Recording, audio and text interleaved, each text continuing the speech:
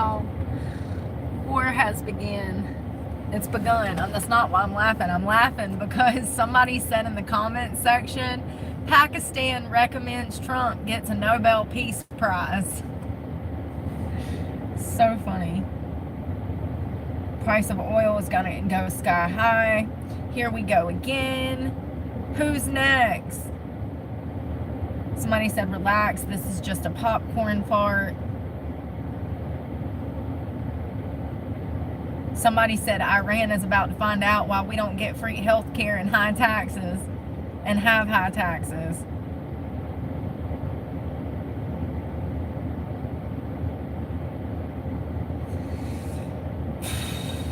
Alright, so I wonder who was injured.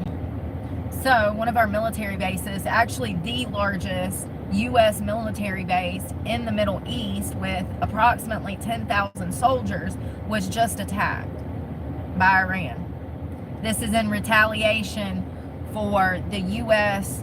completing airstrikes with B-52s. Shit, I can't remember nothing. B-52 airliners that drop bomb busters or whatever they're called. This is over that. They did retaliate. They said that they might, and clearly they have. So I'm trying to figure out how many people. Is it Qatar? Qatar U.S. military base attacked.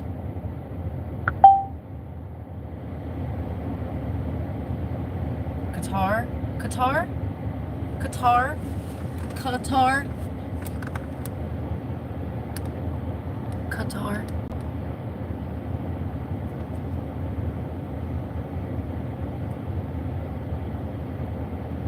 Oh, there we go. You see how much more peaceful I've been without all the extra shit? Iran retaliates for U.S. airstrike, launches a missile attack on an American military base in Qatar. I don't know. Is it Qatar? It's with a... Anyways.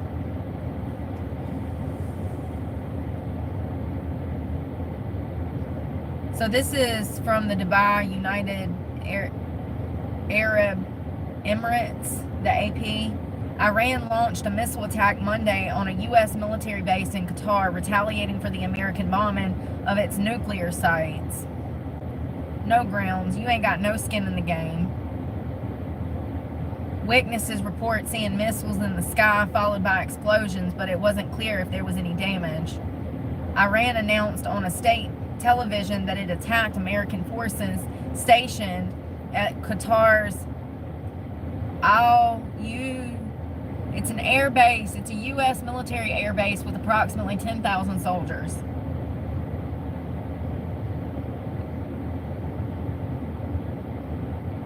The air attack came shortly after Qatar closed its airspace as a precaution amid threats from Iran. Just before the explosions, Iranian president wrote on social media platform X, "We neither initiated the war nor seeking it, but we will not leave invasion to the great Iran without answer."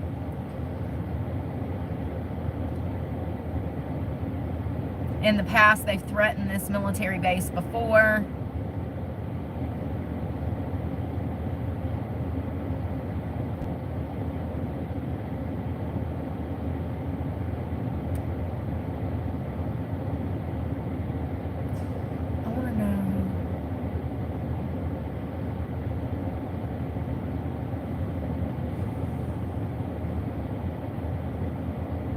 Not telling me about any potential injuries. I mean, it's telling me about the war, but like stuff that happened 11 days ago.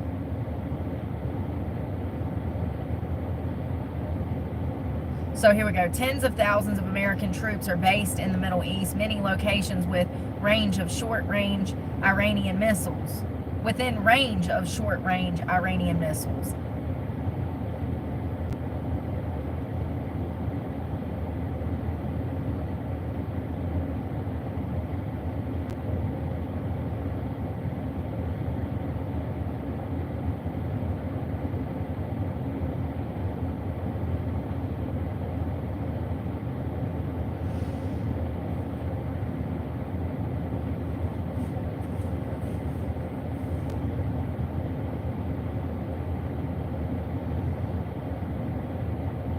That's it.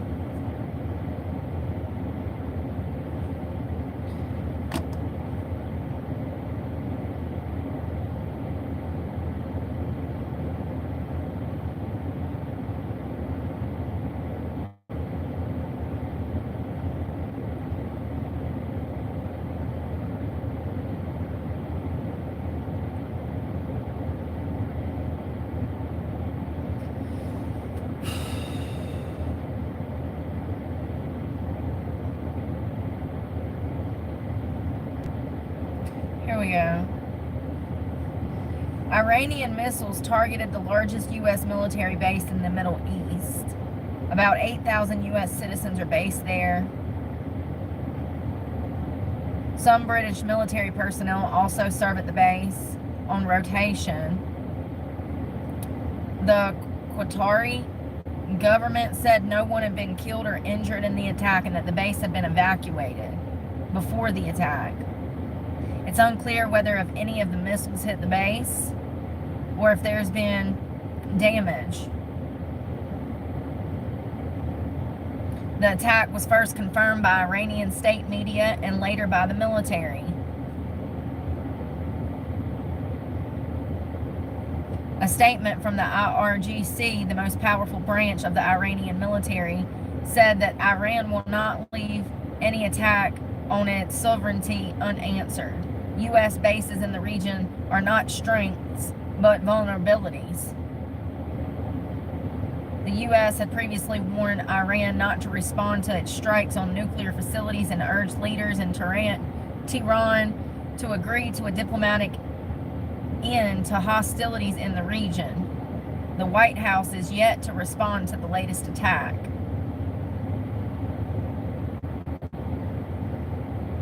There were indications on Monday morning that the U.S. suspected Iran was preparing to launch missiles into Qatar.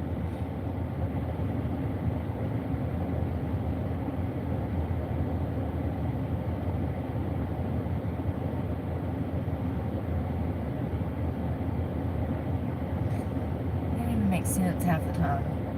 Hours before the attack, Qatar said it was temporarily closing its airspace. That came shortly after the U.S. and the U.K. told their nationals in the country to take shelter until further notice. Those warnings did not give a clear indication an attack was imminent. The U.S. said it's issued the order out of an abundance of caution. However, around the hour before the attack, the BBC learned of a credible threat to the base. Separately, some U.S. media outlets quoted an anonymous U.S. official saying that Iranian missile launchers had been positioned for a potential launch towards Qatar. Flight tracking websites showed planes had already started diverting to other airports ahead of the launch. According to the Flight Radar 24, there were 100 flights bound for Doha shortly before missiles were detected. Doha, D-O-H-A.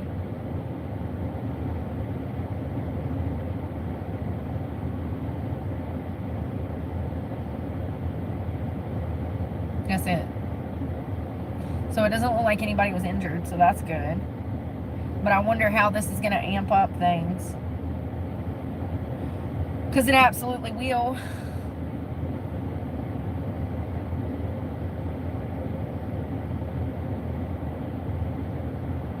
Y'all, it's so hot that my eyes physically burn. Like they water all the time. They're sore from rubbing them because it's so hot. Your eyes burn. They're dry.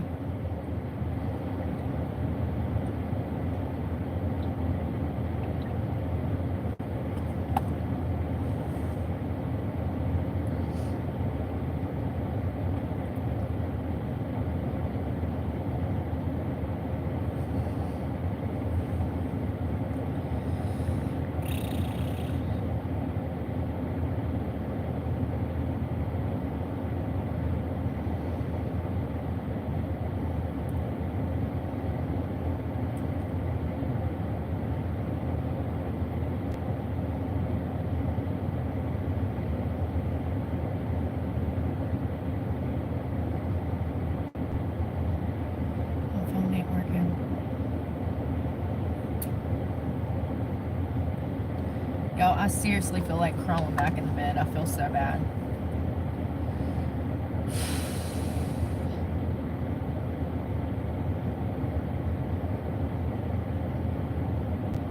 I don't know how I'm going to go through this living on the streets, but I guess we're going to have to, you know.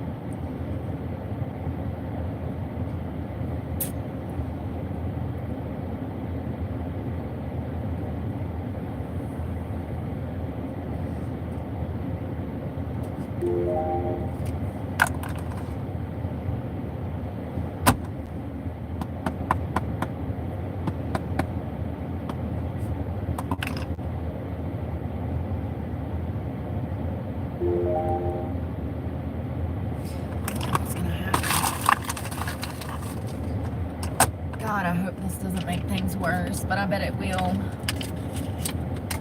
I bet it will.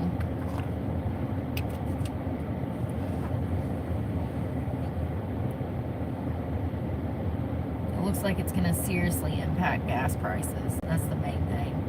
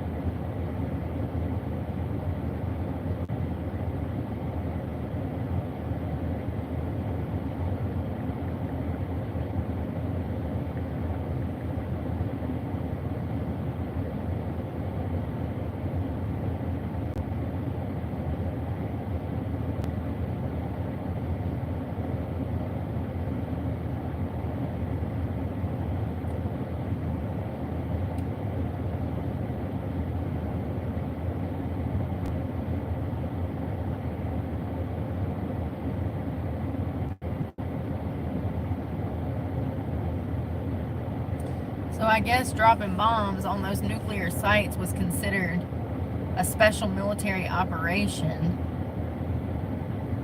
I mean, I guess technically we weren't at war with them. We were assisting Israel in a mission, technically.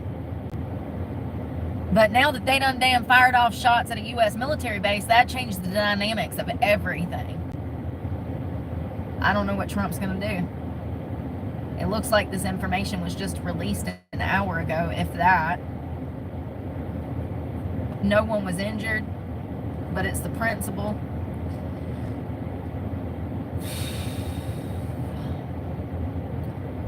I don't really care about gas prices because I'm not about to have a car, so it ain't about to matter. But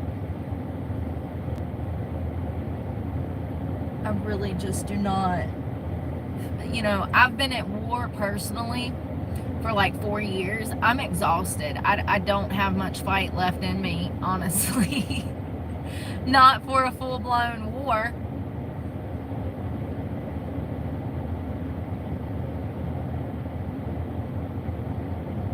I thought he was going to bring peace. I thought he was going to bring peace to the Middle East. What happened? How did it go so wrong? What happened to peace? Ending all these wars. Now we got more kicking off. What the fuck?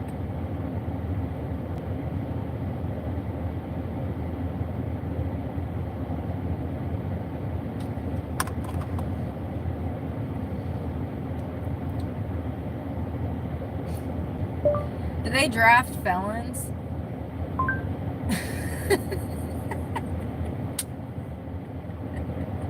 Hey, no!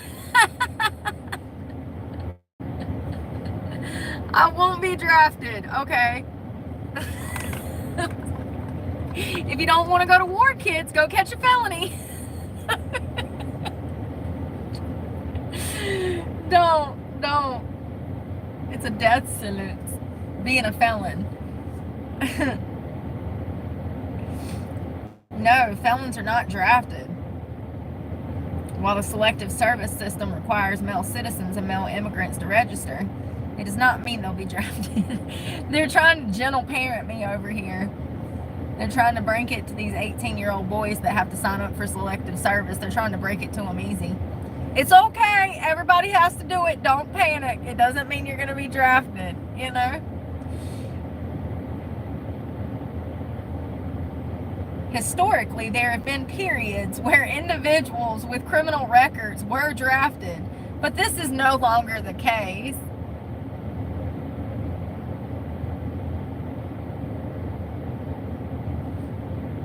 That's wild.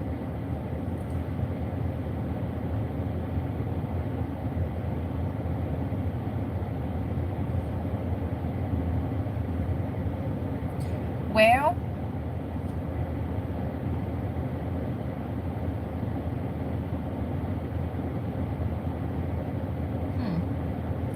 it looks like even if you're a felon, if your number gets pulled, then what they'll do is they'll decide whether or not the offenses or the crimes that you committed, if they want to deal with you or not. That's what it said. It said that it depends. If it's drug offenses or like violent offenses or weapons offenses, then they're less likely to take you. That's crazy. I don't think women, women don't have to really worry about that, but shit, they need people so bad right now. They'd probably be like damn Ukraine and just take anybody that's willing to damn volunteer to go, you know? Am I the only one that worries about shit like this? Like, seriously, I think about this shit, like, a lot. Like, what the world would be like if... It's happened before. It wasn't too long ago. Vietnam. Was that the last time they drafted people? Let's see. These systems are in place for a damn reason, honey. Because we've needed to use them before. God, it would be the worst. It would be the worst. This generation going to war? Well, God, who's going to hold their purses? Or their Xbox controllers? No offense, I'm just saying, let's be effing for real right now.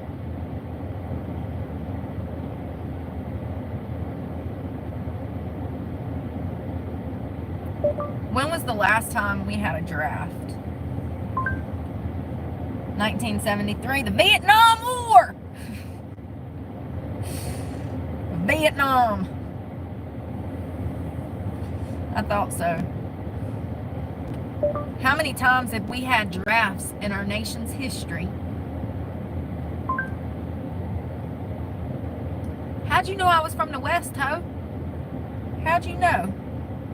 It's difficult to determine the exact number of drafts. Drafts, not giraffes. Like, they thought I was talking about an animal. How many drafts have we had in U.S. history? And still put giraffe. Hip hop anonymous? No, not giraffe. Draft. Is it my accent? Drafts. Drafts. Like a draft beer, bitch. Alright. The United States has employed a military draft in 5 major conflicts: the Civil War, World War I, World War II, the Korean War, and the Vietnam War. So just about every damn war we've ever had. I'm joking. The Spanish-American War wasn't on there. The Listen, I'm joking. We better hope. We better pray hard, honey. Y'all want to have a prayer right now? Please, Jesus, keep us out of this war. Keep us safe. Let us mind our business. And if there must be a draft, call my number first. Amen. I just, I think the people I think about the most is the children and the innocent victims that are civilians in these places that are being, just watching those apartment buildings being hit with missiles, knowing that there's people that live there. It's like the Russia-Ukraine war all over when they were destroying Kyiv and destroying Ukraine. It sucks. The people that are being harmed, that's the real victims of this, is the citizens of these places that have lives there. Their whole lives are uprooted over this. If they're lucky, if they're lucky, their life is just uprooted. It's just senseless. All over what? Money? Weapons? Assumptions? I don't know, man. We have to do things in a certain way to keep the country safe, to keep the world safe. The United States, the humanitarian work that we do to keep peace in the world is a necessary part of our part on this planet. But these wars have so many different layers. It's just messed up. Learning about how Israel has behaved, I don't know, man. It really goes to show that war is nasty. It's evil. Israel has been just as bad as Iran and Hamas, and they've killed children, they've raped and harmed women. They don't seem like Jesus's people, not by their own actions and their own behavior. I think that we're living through Revelations.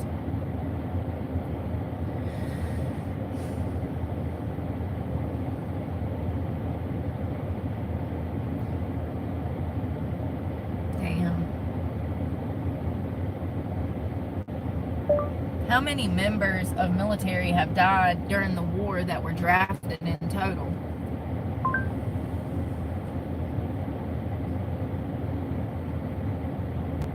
Holy shit. Millions. World War I, 120,000 deaths. World War II, almost 500,000. Korean War, almost 40,000. Vietnam War, 60,000. Persian Gulf, almost 400. Iraq-related operations, almost 5,000. Afghanistan-related operations, almost 3,000. And that's not the ones that were drafted. That's probably just the total of soldiers that have died. Since the Revolutionary War ended, a total of 650,000 American troops have died in battle. And more than 540,000 died from other non-combat related causes. Over the years, a lot of veterans have described the reasons they volunteered to serve. Many of them openly admit that they were afraid of dying in combat.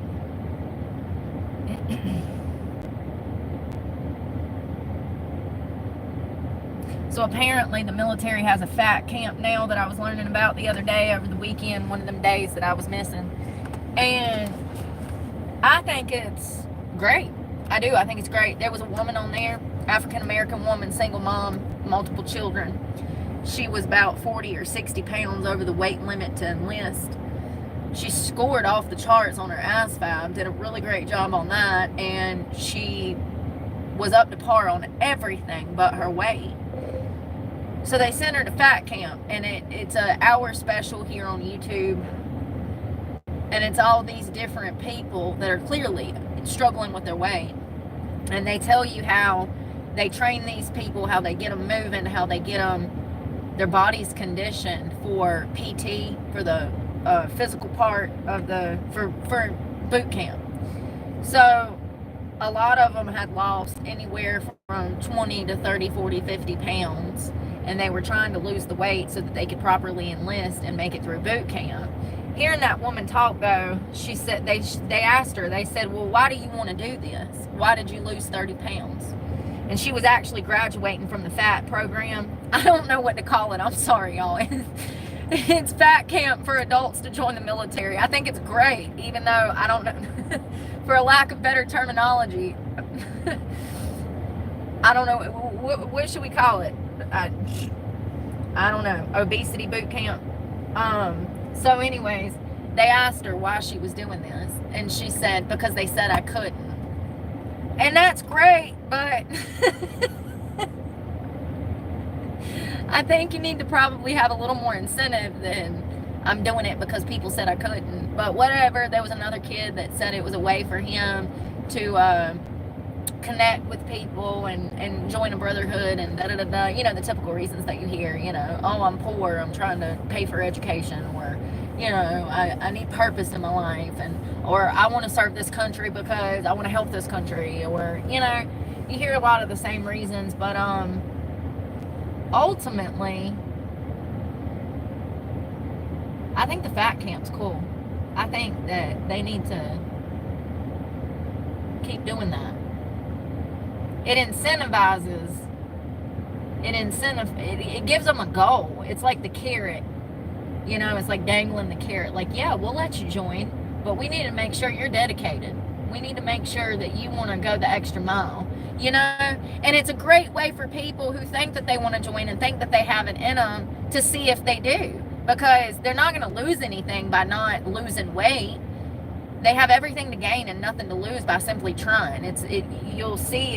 They'll see if they're a fit for the military, and if the military would be a fit for them. And I think that it's a great training program. I don't know when they implemented this. When did the military get their new FAT camp?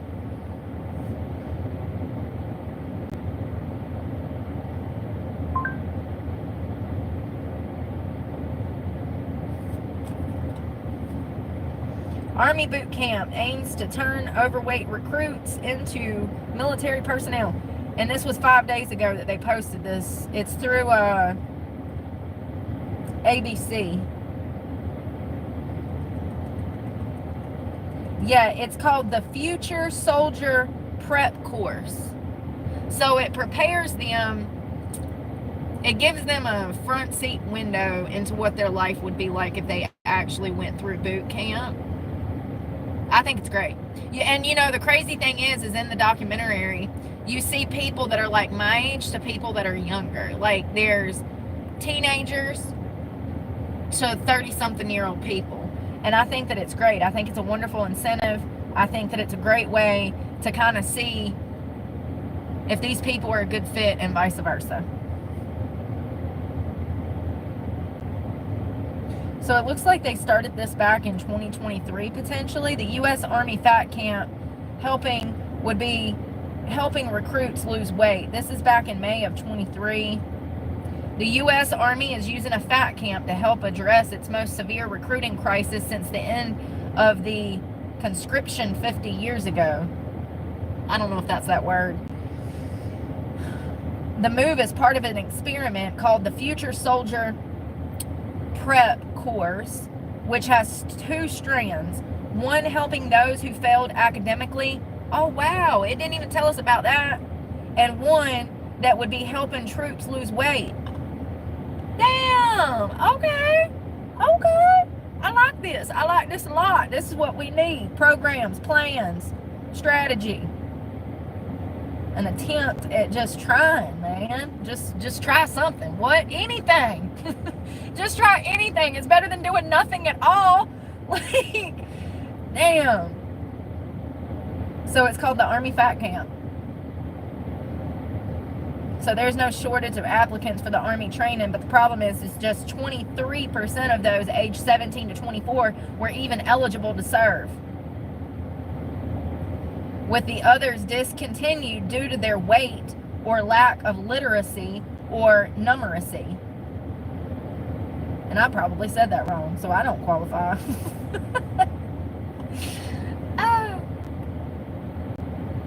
So let's see. The aim is to upskill and downside those who have failed to reach the mark while also solving the Army's recruiting problem. Last year, the U.S. Army only managed to enlist 75% of its soldiers needed, but thousands more have already graduated thanks to these new assistance camps.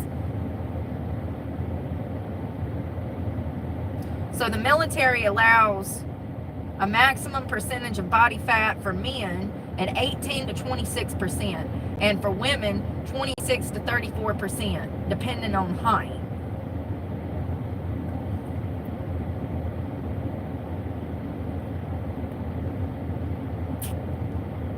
I think this is great.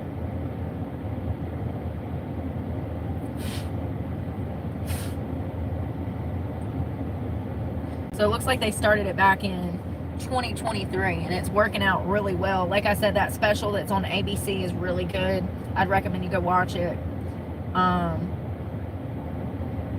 And while they're going through the fat camp, it looks like they're they're apparently enlisted in some manner because the military pays them while they're going through this fat camp. And I think that's great.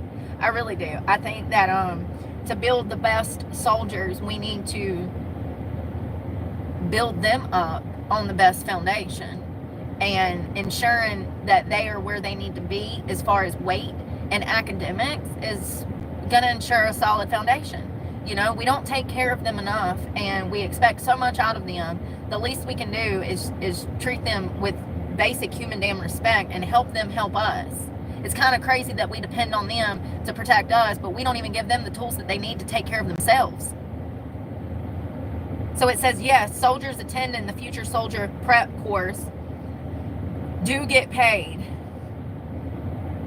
So this program, designed to help recruits meet the Army's fitness standards, provides pay equivalent to active duty pay during the period of weight loss training. And they're doing more than just working out. They're also doing academics. I think a lot of them are enrolled in school. The special that I watched talks a lot about what all they do, and I wholeheartedly approve this. I think it's wonderful. This is exactly what we need. This is a step in the right direction.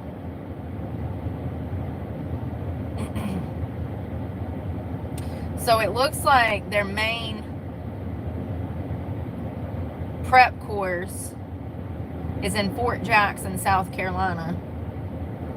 It was initially a pilot program, but it has become a permanent school due to its success in helping recruits meet weight and academic standards before basic training. You know, a lot of people, I was just reading, one kid was saying that he loved the program, 18-year-old boy who came in and lost 40, 50 pounds.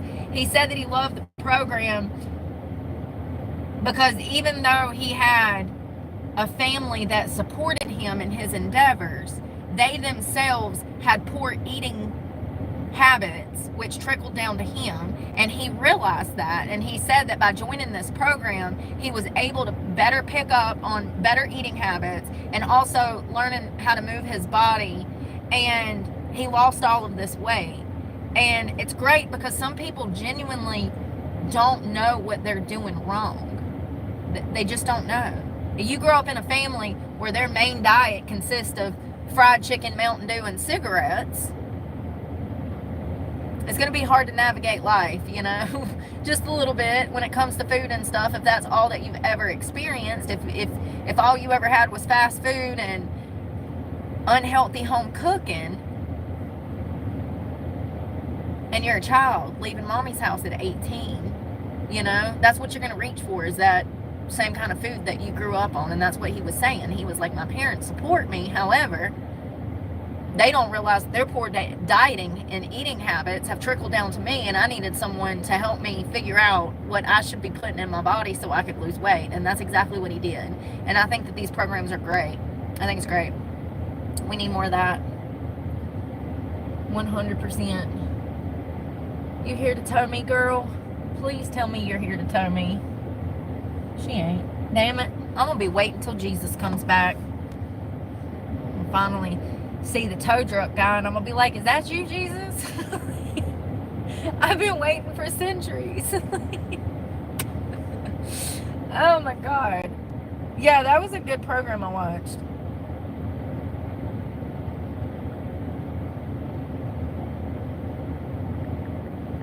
Are we going to war? Are we? This is the first thing that came up. Shut up. All I had in was, are we? And it said, going to war with Iran. You people are sitting at home Googling the same shit apparently, because Google has got us on an algorithm, honey. All I said is, are we going to war with Iran? Oh my God. Are we? Vance says, we're not at war with Iran. We're at war with the nuclear program. Okay, but clearly they might think, listen, hear me out. I have a feeling that Iran thinks that we're at war with them. So maybe we should call them and say, hey homie, we ain't got no beef. You don't want no smoke? I mean, they literally just blew missiles into one of our military bases in Qatar. So I think that they think that they're at war with us. Maybe somebody should let JD know. Bless his heart. I love him to death. Him and his wife are so cute, and their children.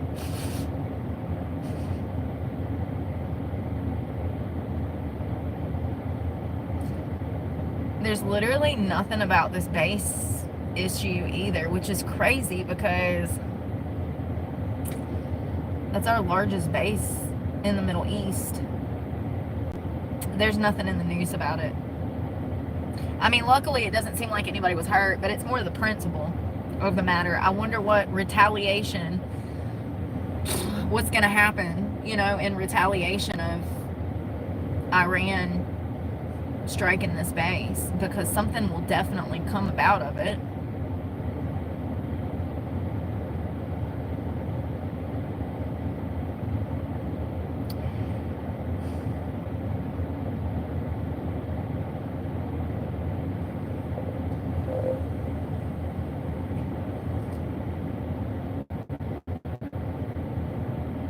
I'm more concerned about random terrorist attacks on U.S. soil. I mean, allegedly, they don't have any bombs. They do have missiles. I'm more concerned about terrorist attacks on U.S. soil. We had that border open for 5 years. There's no fucking telling who's here. There's no telling. And, they could have been planning shit for years in preparation for some shit like this to go down. That's how they work behind the scenes.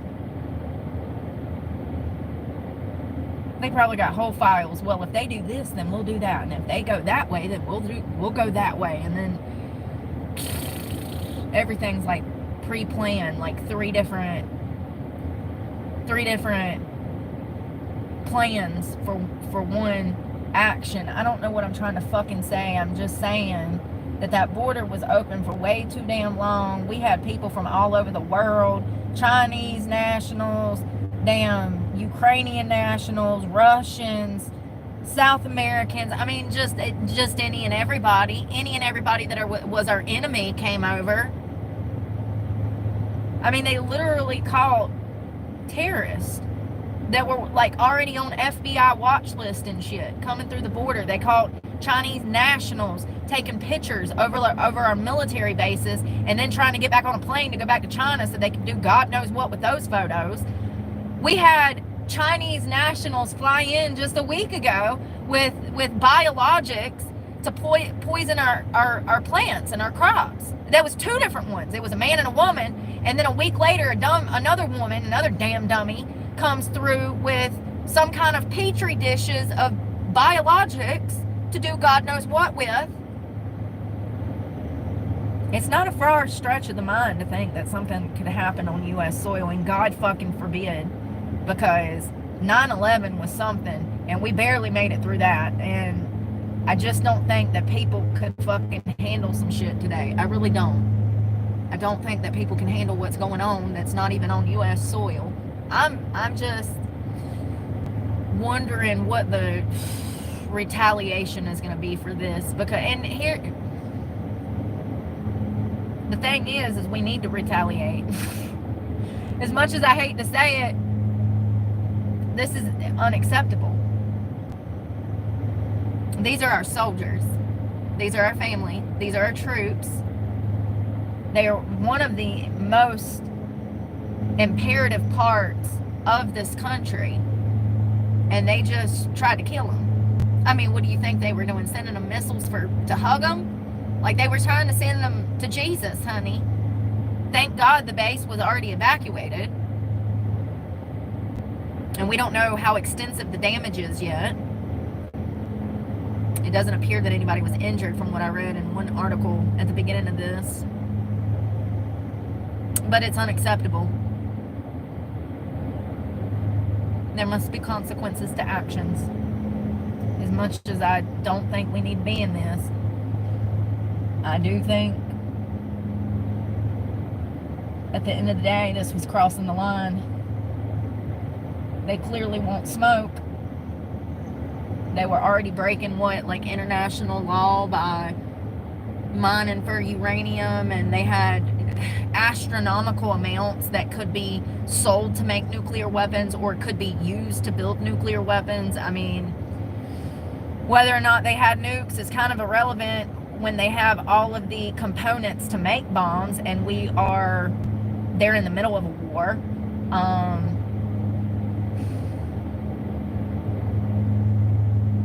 This shit sucks. I really don't know how to feel about it. I see both sides. Damn, it sucks to be a mediator. I do. I see both sides. It just sucks. You would think in 2025 we would have world peace by now. Whatever happened to that? Did we give up on that? I think they did. I think they forgot about it. Hey, boy, give me a ride on that John Deere. You come back here, boy.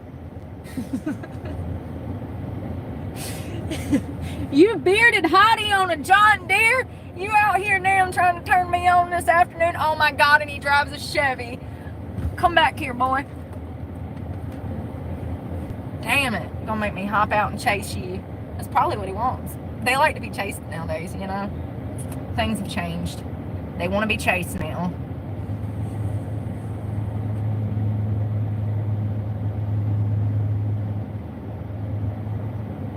Bunfoot boy, you got a pretty beard. And that lawnmower sure is fast. How do I know? Because I've been chasing you for 2 city blocks. John Deere green on a hot summer night. He wrote Billy Bob loves Charlene. Sorry. Side note. My eyes burn. Probably from looking at that bearded man. That's what I get for lusting. Jesus is gonna sear my eyeballs out. Don't y'all think that this should be front page news? Am I crazy for thinking that this should be front page news? Our military base was just attacked by Iran. Why are they not talking about that? Why do they pick and choose? And why do they leave out all the good stuff that's imperative that we know? I'm gonna start a media company after I start that driving school. Oh God.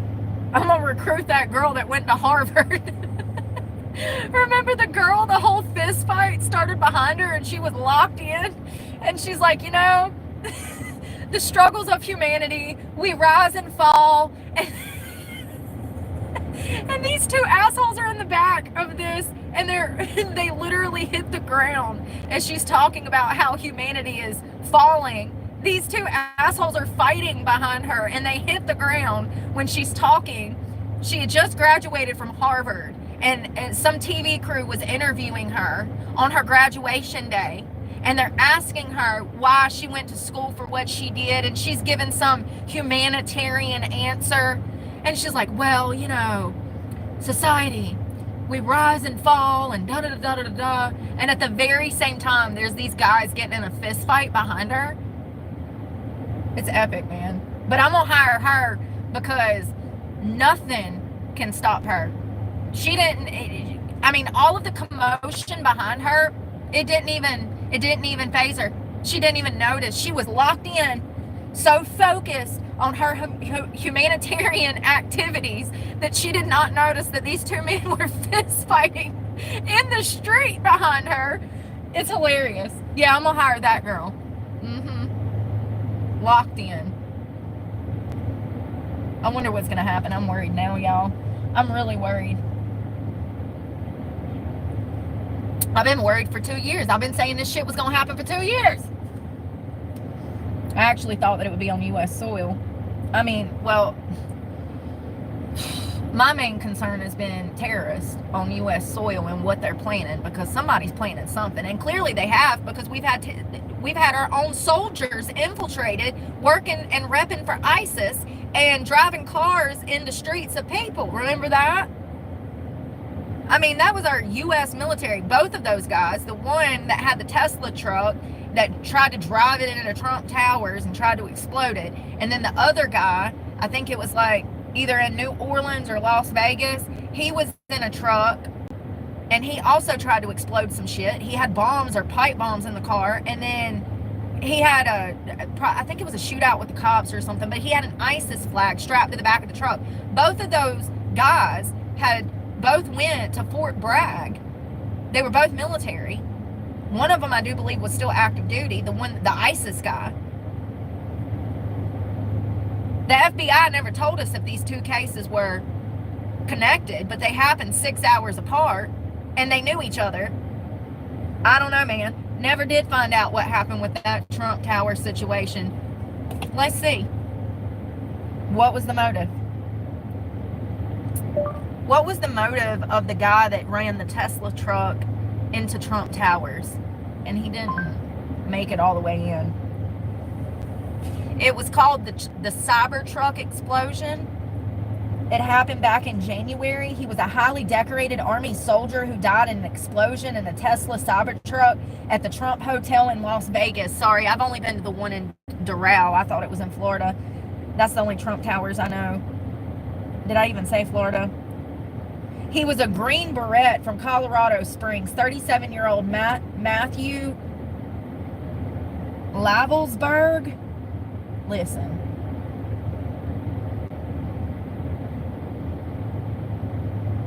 He also wrote a note that he needed to, quote, cleanse his mind of the lives lost of people who he knew and the burden of the lives he took.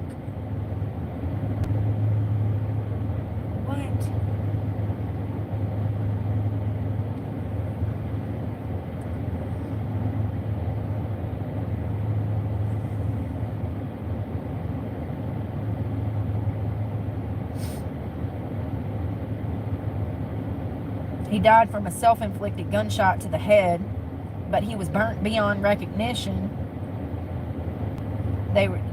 Pentagon officials have declined to say whether or not he may have been suffering from a mental health issue.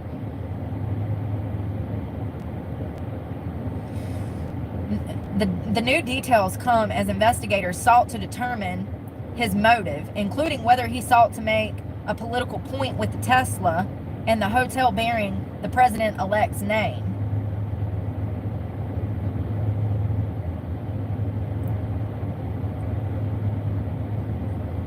Investigators suspect that he was planning a much more damaging attack, but the steel-sided vehicle absorbed much of the force from the crudely built explosives.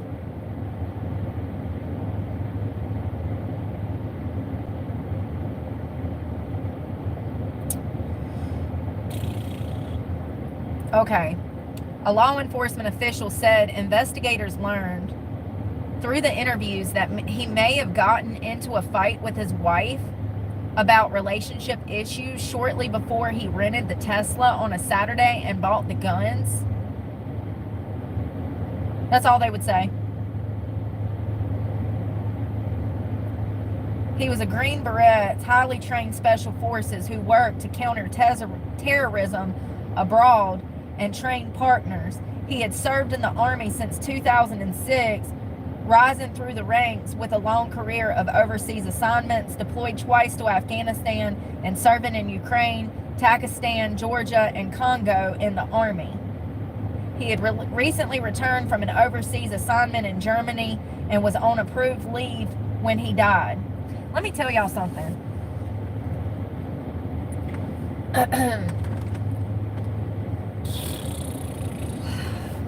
We probably do some pretty foul fucking shit. If I'm just being honest, it's my belief that our military is sometimes, probably, more than likely, in my opinion, used to do some pretty immoral, unethical, fucked up shit. And not everybody can handle that. I mean, you ever seen Sniper? What was that movie with Bradley Cooper? Great movie, by the way. They use these men and women, but Green Berets, can you be a female and be a Green Beret? I don't know. Clearly, it psychologically impacts these people. I've seen quite a few movies where soldiers were commanded to kill children in the Middle East. You know, terrorist organizations allegedly use children as pawns in a game. You know, I couldn't imagine having to kill a child or allow my team members to be murdered. That's gotta be hard. Do I want to watch my buddies die out here because this child is carrying a bomb, an explosive device of some sort? Or do I want to kill that child? During a war, these are some of the decisions that have to be made. And in my opinion, a lot of people do not realize the impact of that when they're young at 18 years old going into these services. These are children. A lot of these men and women that join, their brains are still developing. And if their brains are cross-wired from verbal abuse in home, imagine what happens to their brains when they go to war and they're witnessing some of the most horrendous acts of violence towards people, and their brains are still developing. It sounds like he was in for a long time. 2006, he made a career out of this. It's almost 2026. He's been in for 20 years almost. Something clearly was not okay, and I'm not excusing his actions, but you know, typically I say that, you know, criminals are criminals and they just want to do what they want to do. This is kind of different because I understand the long-term effects of CPTSD and PTSD, and this man had already been overseas multiple times on special operations, and he was probably struggling with CPTSD because that's what we would see in someone that's been on these type of operations. Someone that, and I'm not saying that if you get CPTSD that you're weaker. I'm just saying that everybody handles these type of situations psychologically differently. They process it differently and they handle it differently.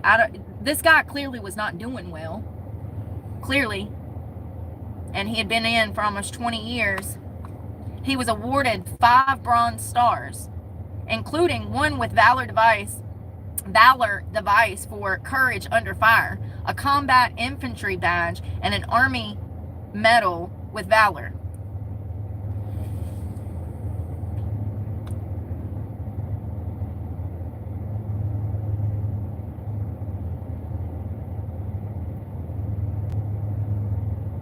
Everybody's like, oh, he was a normal guy. He clearly was going through something, honey. You don't load up a Cybertruck with explosives and try to drive it through Trump Towers if you're just happy. Yeah, and it was actually fireworks. The explosion of the truck packed with firework mortars and camp fuel canisters came hours after 42-year-old Samsud Din Bahar Jabbar rammed a truck into a crowd in New Orleans in the French Quarter early on New Year's Day. And these incidents were like 6 hours apart. And both of these guys went to the same military base. They were both based at Fort Bragg at one point. He killed 14 people before being shot to death by police. That was the other guy with the ISIS flag on the back of his truck. When he did this, when he mowed these people down in the street, there was an ISIS flag waving on the back of the truck. He gets out of the truck to try to shoot people, and that's when he was shot and killed in a standoff with cops. The FBI says that they believe Jabbar, and it's Jabbar, acted alone, and that one is being investigated as a terrorist attack because of the ISIS flag. They're saying still to this day that there's no definitive link. Let me tell you something, even if there was, they're not going to tell us because it looks bad. How do 2 of our U.S. service members end up with their minds infiltrated by ISIS? And this, allegedly, is not tied to ISIS. However, clearly this man was he was doing something. I don't know, man. It's crazy. Let's see about Jabbar. I want to see what happened.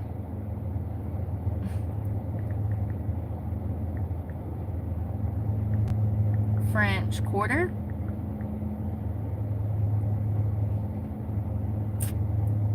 Here's the FBI statement on the New Orleans attack. So it was Las Vegas and New Orleans, and they were like 6 hours apart. Matter of fact,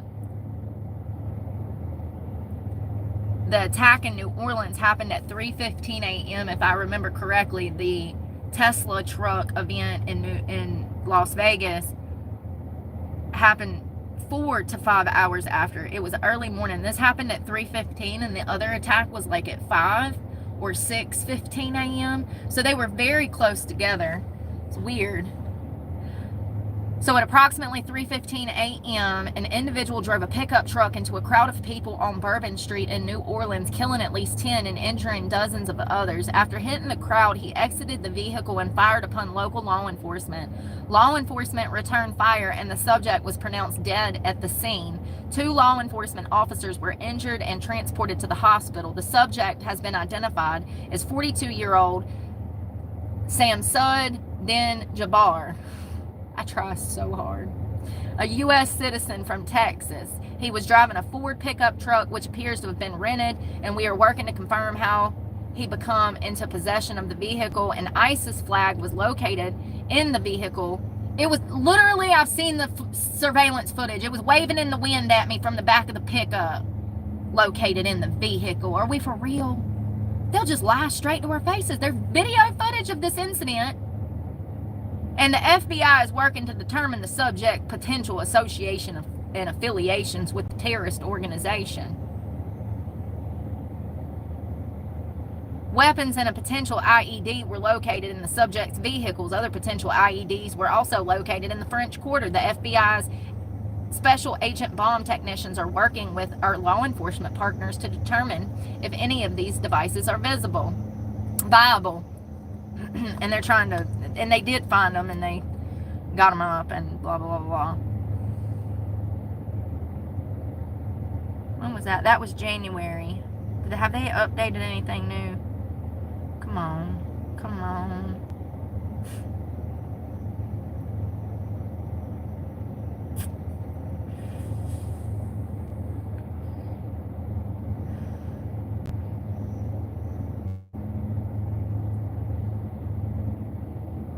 The Federal Bureau of Investigation determined that Jabbar had been inspired by ISIS.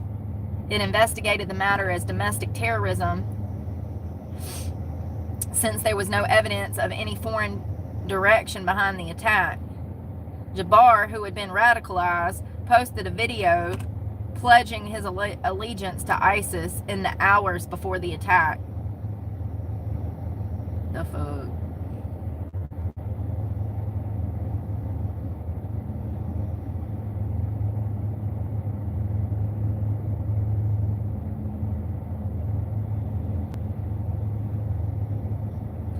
He came from an African-American family with a predominantly attended the local Baptist church. His father had converted to Islam. Oh no. His father, a convert to Islam born in Houston, changed his surname from Young to Jabbar. His mother remained a Christian.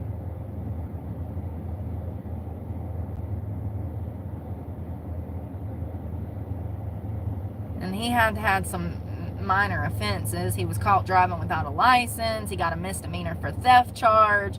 He pled guilty to driving under the influence while serving at Fort Bragg.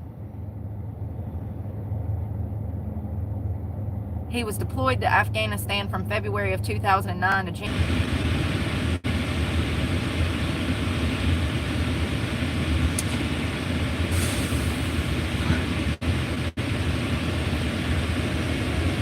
It's so hot, you're dying. You're dying on me.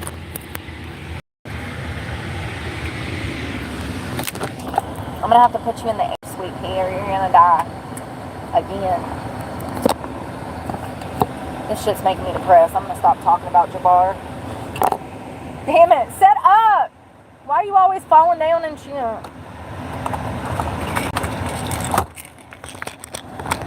I'm so sorry, y'all. It's so hot that my phone, honey, every time I turn around, you've done passed out on the floor. And I have to come give you CPR and pick your body up and throw some water in your face. Okay, so Jabbar, who committed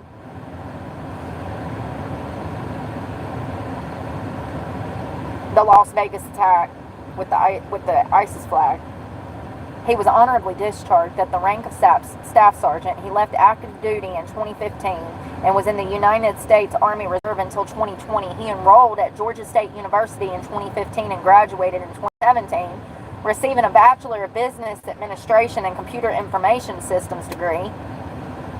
He partied and used alcohol in college, causing his grades to slip and losing his scholarship. Despite Jabbar's growing interest in Islam, his acquaintances claimed that they saw no history of extremism in him. He was divorced 3 times and had financial problems. Jesus Christ. The husband of one of his ex-wives said that Jabbar had been behaving unpredictably in the months before the attack, seemingly motivated by his religious views, and the couple decided to limit his contact with their children. In 2024, Jabbar moved to a Muslim community north of Houston, where he isolated himself and started publishing recordings to SoundCloud, in which he expressed his conservative religious views.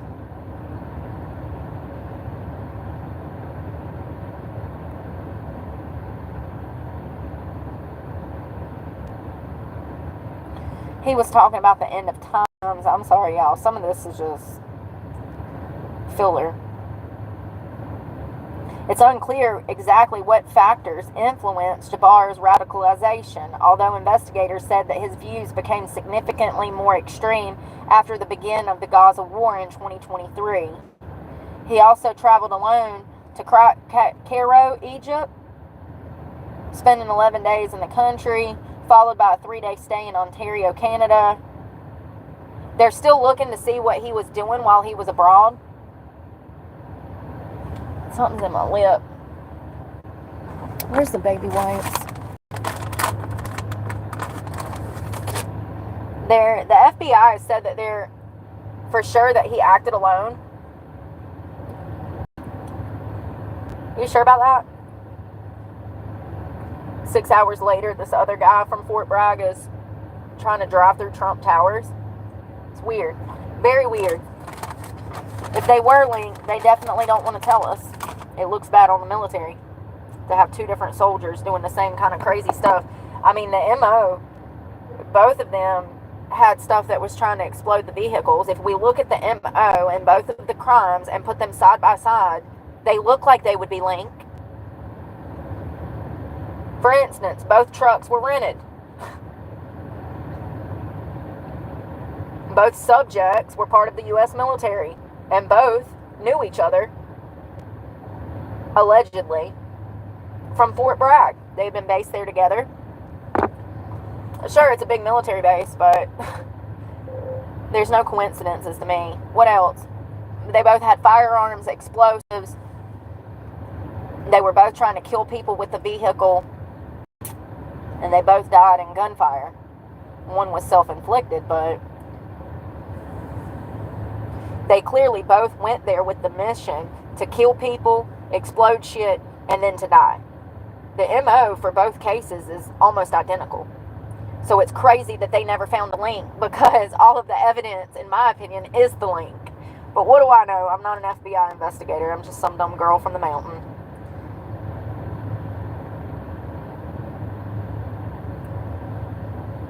So it looks like they found pipe bombs inside the coolers on Bourbon Street, a few blocks from the attack. The devices were rigged for detonation and connected to a wireless remote found in the truck. The bombs were reportedly rudimentary and rigged with shrapnel such as nails, screws, and tacks. The bombs were also meant to be detonated with an electric match and consisted of RDX. The FBI described Jabbar's bombs as crude and made with a lack of experience due to his choice of not using a detonator for his RDX bombs. A handgun along with a gun with a homemade suppressor was also found at the scene. There was a rifle.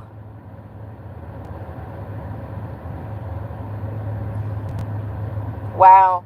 So Jabbar discussed the Islamic State, his divorce, and a desire to kill his whole family in videos he recorded while driving from Texas to New Orleans to complete this killing.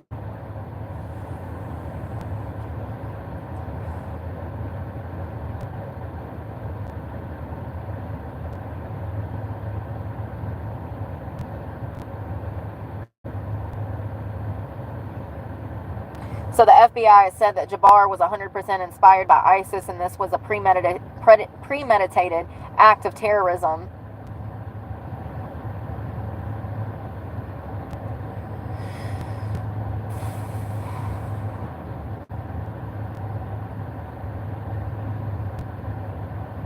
That same day, but at so the first attack was at 3:15 a.m. The second attack that same day was at 8:39 a.m. A Tesla Cybertruck exploded and caught fire outside of the Trump International Hotel in Las Vegas in Paradise, Nevada, killing the perpetrator and injuring 7 others. The perpetrator of the Las Vegas explosion rented it from the Turo app, just like Jabbar. So not only did they both rent the cars, but they used the same car rental service to rent both of these trucks in both attacks. Listen, the FBI can say whatever the flip they want. There are no coincidences in life. In my opinion, these attacks were linked. In my opinion.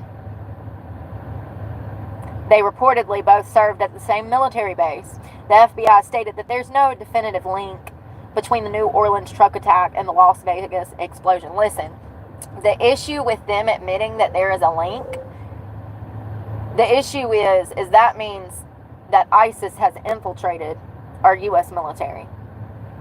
That's why they would not want to admit that the Las Vegas and the New Orleans attack was linked, because it's going to look horrible for the U.S. military.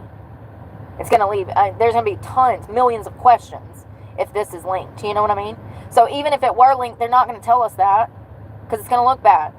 That's why they would keep it to themselves and try to act like the Cybertruck was not part of an ISIS terrorist attack.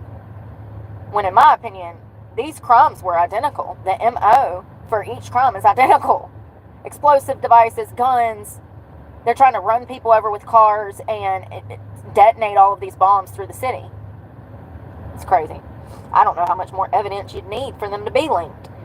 But whatever, the FBI says they're not linked, so I guess that's the official census. They're not linked. The general census, they're not linked. Are we going to war? Are we going to war?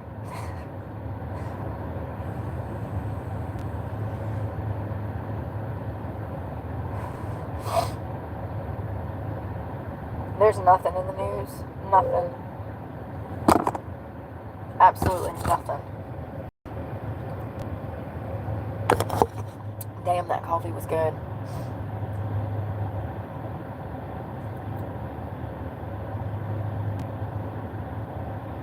Full special report. Iran launches attack on U.S. Bay in Qatar. Yeah, in that whole hour report, you don't tell us nothing. Not a damn thing.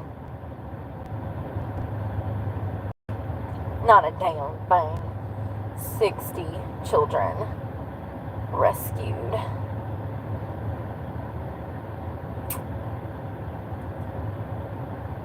You know, Google, you just ain't worth a damn. Operation Dragon Eye.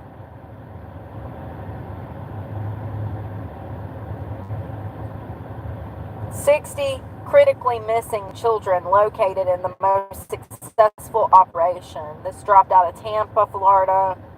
The United States Marshals Service partnered with multiple federal, state, and local government agencies to conduct the most successful missing child recovery operation in the U.S. Marshal Service history. Operation Dragon Eye was a 2-week initiative designed to recover or safely locate the most critically missing children, youth, across Pinellas, Hillsborough, and Pasco counties. Pasco? Y'all know where it is. 60 critically missing children were recovered. Quote, the unique part of this operation was the fact that underage critically missing children ranging from ages 9 to 17 were not only recovered, but were debriefed and provided with physical and psychological care. This operation further included follow-up assistance in hopes that these youth will not be returned back to the streets to be further victimized. Well, statistically speaking, I don't think y'all know what y'all mean. Critically missing children as those who are at risk of crimes of violence or those with either elevated risk factors like substance abuse, sexual exploitation, crime exposure, or domestic violence.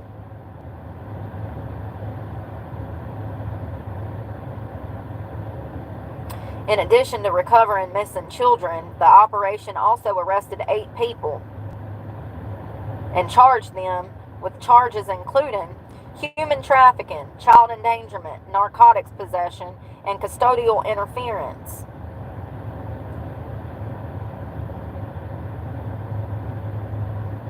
Damn. According to the St. Petersburg Police Department, officers located 11 missing juveniles and arrested 2 people, one with human trafficking. So altogether, they rescued 60 missing children.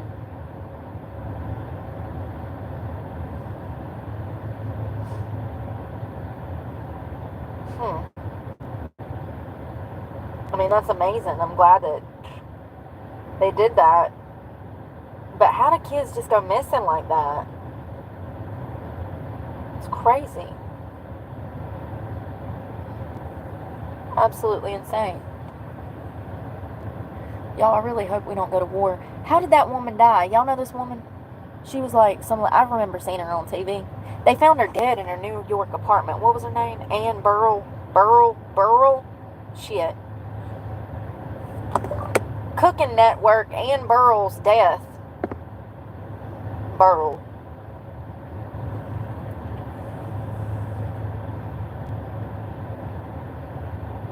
So they're investigating it as a possible drug overdose. So she worked on the Food Network and Cooking Channel, the Food and Wine Channel. She's a 55-year-old Food Network star who was found dead last week in her home in Brooklyn. Could have died from a possible drug overdose. She was discovered in the shower, unconscious and unresponsive, surrounded by approximately 100 assorted pills. A possible overdose? The medical examiner's office said on Friday that an autopsy had been completed, but the results were pending. They're probably waiting on toxicology. She was on the Iron Chef America, Worst Cooks in America. She had a huge career. I mean, she was very known in the food world and also a firm supporter of LGBTQ plus rights.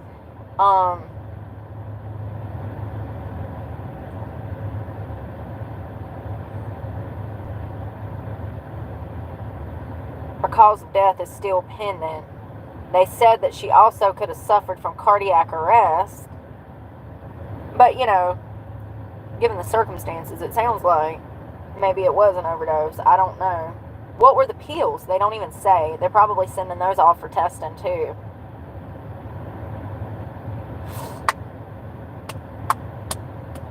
The newest article talks about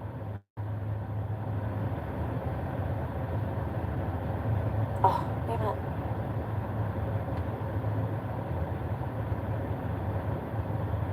Oh, this is talking about what she did on the Food Network. Her best segments.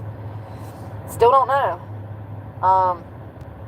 And it says assorted pills. So it sounds like they were different kinds of pills because it says 100 assortment of pills. That's sad. I hope it wasn't an overdose. I hope it was a heart attack, but I wonder. Damn it. Go back.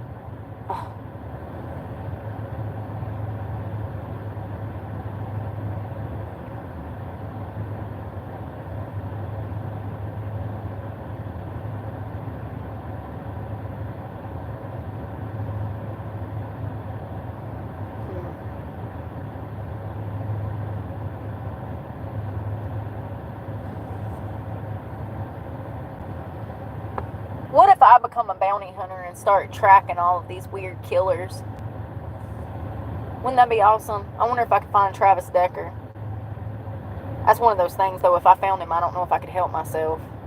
Then they're going to be looking for me for murder. No, but for real. You know, a lot of them get on dating apps, right? There's been a ton of them. That murderers that women accidentally got linked up with that were wanted for murder. A lot of those weirdos that go on the, what do they call it, hiatus, they absconder law enforcement, they go on dating apps and they find some woman to shack up with, and lo and behold, they go missing for a while. I'm not even joking. Woman starts dating a man from Tinder who was wanted for murder. Let's see if I can find one of the stories. I'm telling you, I've seen multiple. Here's a woman from New Jersey. It's a little twisted. A woman in New Jersey is accused of trying to hire a hitman on Tinder to kill her ex-boyfriend. I'm telling you. Yes, there are documented cases where individuals have met individuals on dating apps like Tinder who were later found to be involved in serious crimes, including murder. I bet you money Travis Decker is on a damn dating app. One example, in 2018, Daniel Drayton was charged with murder after he allegedly used Tinder to meet and kill Samantha Stewart, a nurse from Springfield Gardens. He was later extradited from California to face charges in New York. Authorities believe that he was using the dating apps to target women. That's not exactly what I was talking about, but still dangerous. Still dangerous. Hold on.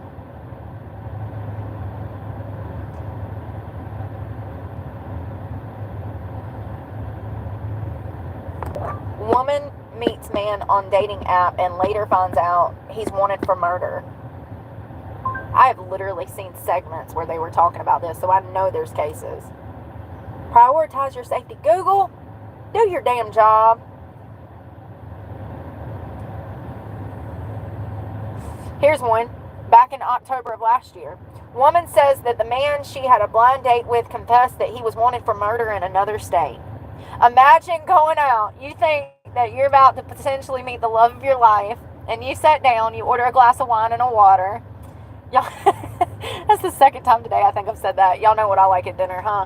So, and then you start conversing with this fool, and you're like, so, what's your plans? And he's like, I don't really have any. I'm on the run right now for murder. I was hoping that meeting you got a new plan. Like, so this is in Fort Dodge, Iowa. An Iowa woman is speaking out after learning that her blind date turned boyfriend. Oh, they started dating? Shut the front door. This is the worst case scenario. Imagine trying to build a life with somebody who's wanted on the marshal's list for murder. Her blind date turned boyfriend had been on the run from police for years. Janie says the man confessed to a Texas murder and he is now behind bars.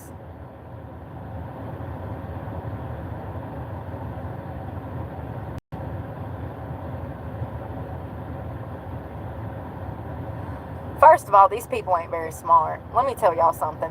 You know how she met him? He was standing on the side of the road as a homeless man, and his brother, my brother saw him on the side of the road, a veteran looking for help. So Eddie took him in. What? Like, That's all chivalrous and shit, but we can't just be picking up human strays off the street, honey. Like, tell me you got a couple of screws loose without telling me. And then you hook him up with your sister? And he's a murderer. I'm sorry. Comic gold. Oh. This woman says that her brother was trying to help him, let him live in his home, and give him a job. He told everyone that his name was James, and clearly he's wanted for murder, so he's going to lie. He was so charismatic and so charming. Are you describing a narcissist? Because they are too.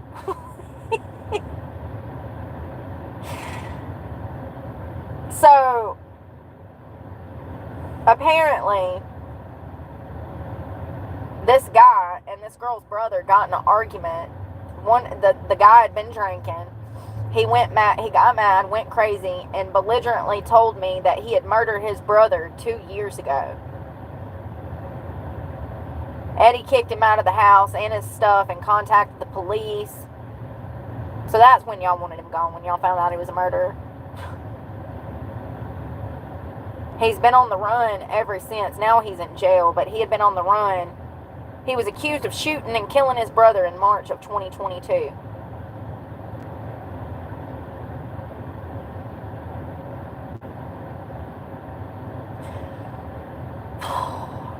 Just be careful what you do and who you talk to, and don't rush to let somebody in your home, she says.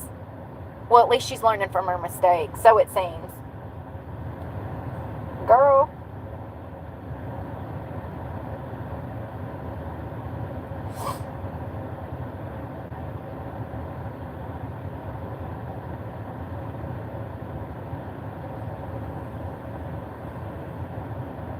What?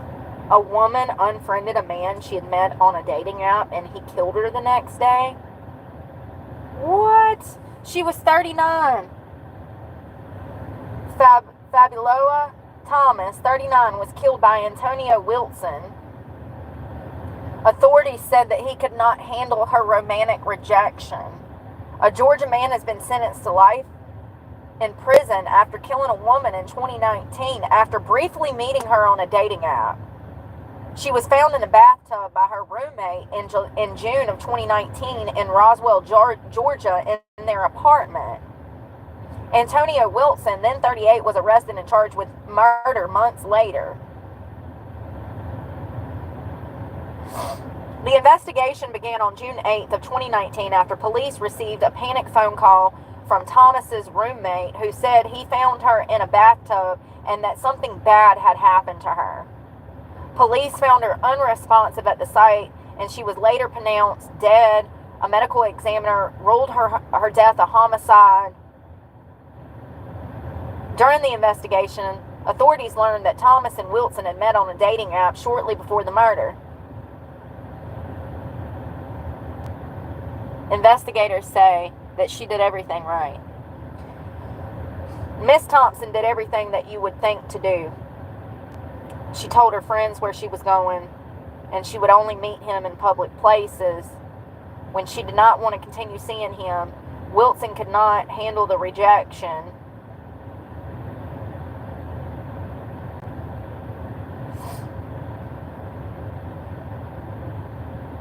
Yeah, she flat out told him, "Keep your ring. I'm not your woman. I never was. Stop trying to claim me because I never claimed you."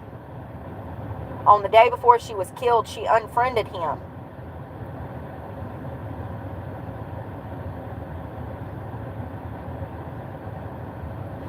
Years later, following his trial, a jury deliberated for 30 minutes before finding him guilty. On Tuesday, July 23rd of 2023, a judge sentenced him to life in prison without the possibility of parole. Jesus flipping Christ. Wanted murderer suspect may be using dating apps to avoid authorities. That's what I'm saying. They're bouncing from woman to woman to stay out of the public eye and gain resources. They can't go work a job. They're wanted fugitives.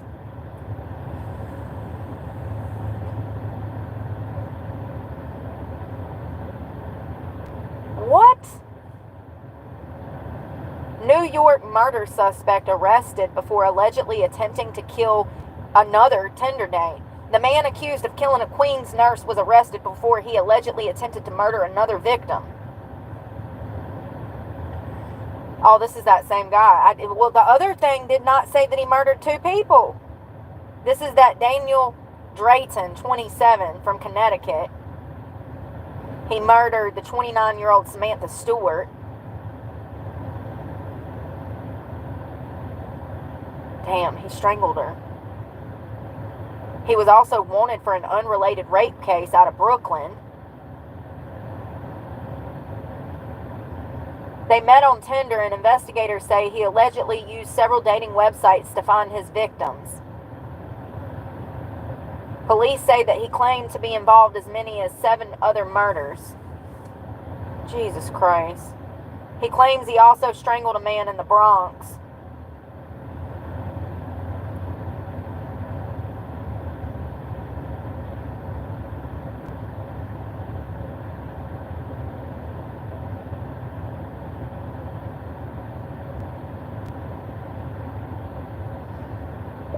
Man uses dating apps to avoid authorities.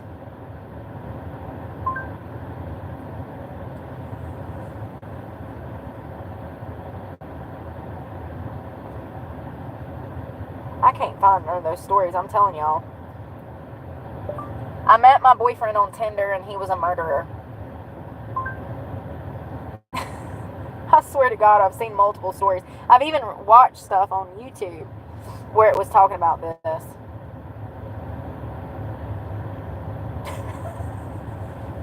I met my boyfriend on Tinder and I think he's a murderer.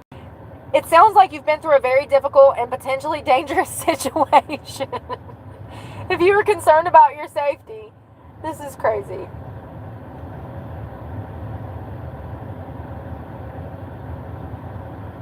I dated a probable serial killer I met on Tinder.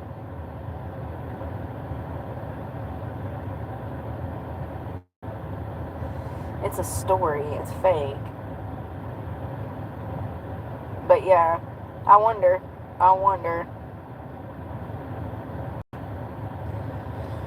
Y'all, I'm such a bore. I hurt so bad. My back hurts. My stomach hurts. Everything hurts. Everything hurts. I need to eat.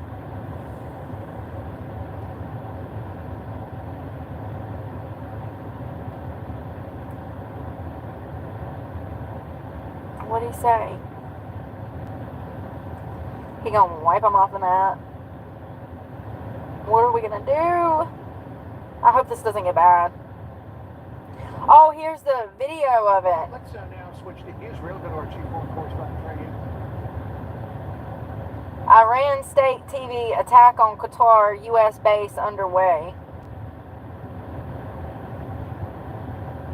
Why are we just seeing this at damn 4 o'clock in the afternoon if it happened at 8 o'clock at night? They don't tell us shit. You think it takes that long for word to travel from Qatar all the way over here? I don't think it does. I don't think it does. I think they could have picked up a phone and told somebody something at 8 o'clock last night. Is it Doha? Doha? Come on, shut up and show me. Did they just bait me? Ow.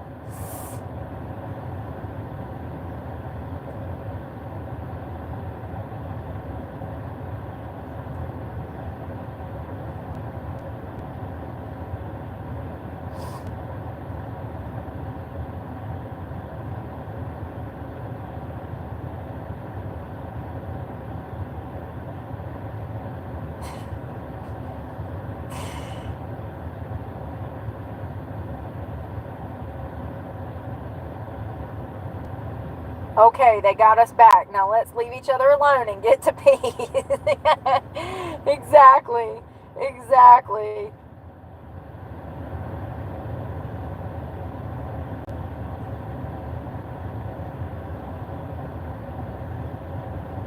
God, this is some scary shit. What do you think's gonna happen?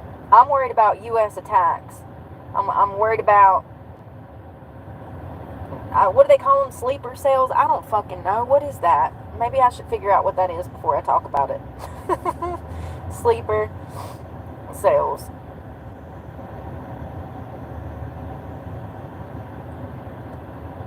Yeah, I had it right. That's what I thought it was. Part of a terrorist organization.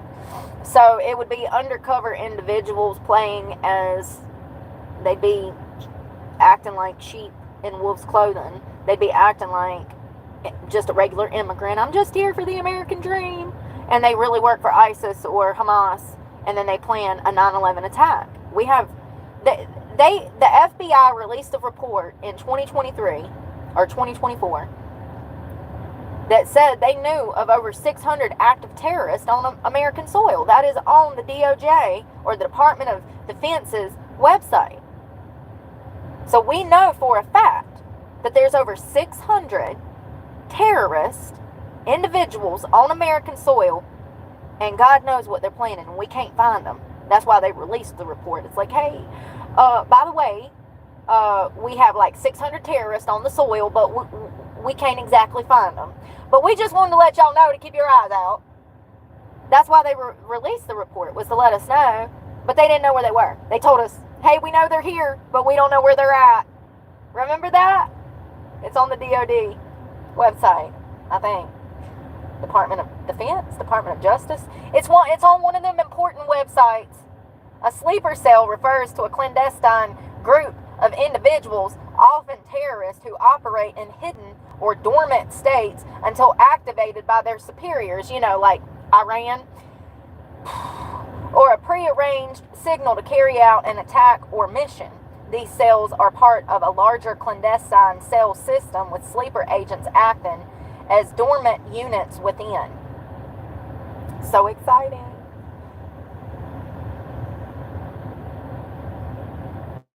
And I've been seeing reports on sleeper cells throughout the United States. The sleeper agent is a spy or operative who is placed in a target country. Like the States, with the border being open for 4 years. I bet there's sleeper cells for every single one of our enemies from every country. China, North Korea, Iran. I bet you money there's sleeper cells in this country from every other country that we are enemies with. Not trying to scare you, I'm just being rational here. Logical. There's no denying that we don't know who's here. We don't know. Where's the DOJ report on the 600 terrorists on American soil from 2024? Let's see if I can find it.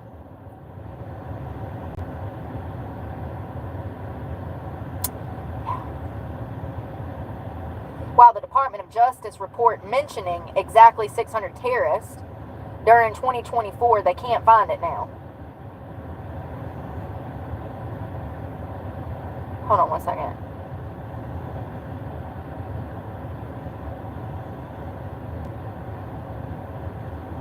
So it must have been for 2023, because it says in 2024 the report indicates that they known or suspected over 237 terrorists, and they were removed.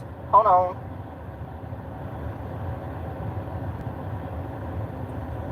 Where is this report? No, we went over it. I read it. I wish I could go back and find stuff. DOJ report on how many terrorists were in the U.S. in 2023.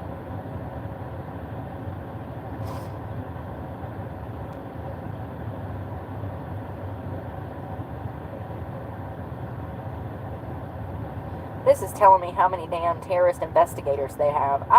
Y'all know exactly what I want. Well, we went over it when it first dropped. It was probably about a year and some change ago. So it was the Department of Justice admitting that they knew that there was hundreds of terrorists, but they didn't know where the hell they were at. That's exactly what it said. Hey, we just wanted to pop in and let y'all know there's hundreds of terrorists. I feel like it was 600, but it might have been as low as 300. Just want to pop in and let y'all know that we know there's some terrorists here, but we don't know where they're at. That's exactly what it said. I read it on this channel. We went over it. That was a while back.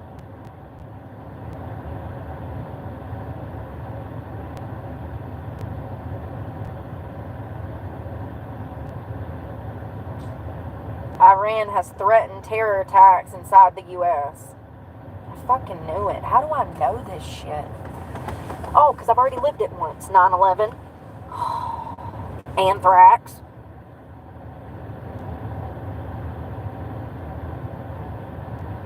It's a flipping video. I don't want to watch a video. Ex-ICE chief warns Biden's border crisis likely fueled Iranian sleeper threats in the U.S. Literally 4 hours ago.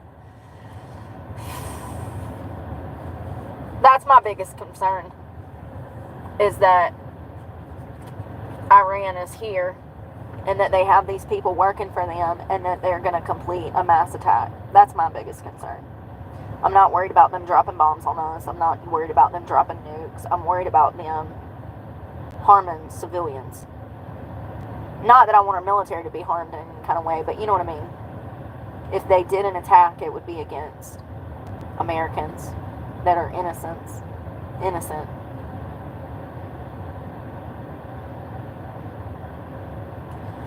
The impact of the border crisis. When did this drop?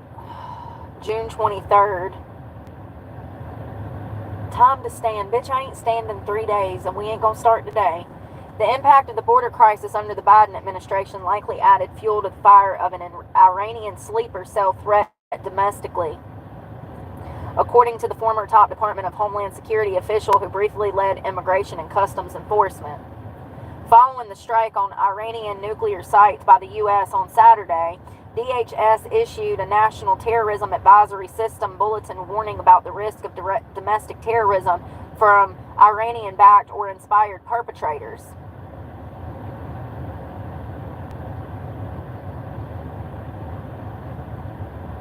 And this was probably before the military base. Well, it says today, but I don't think they even knew at this point that that had been hit yet.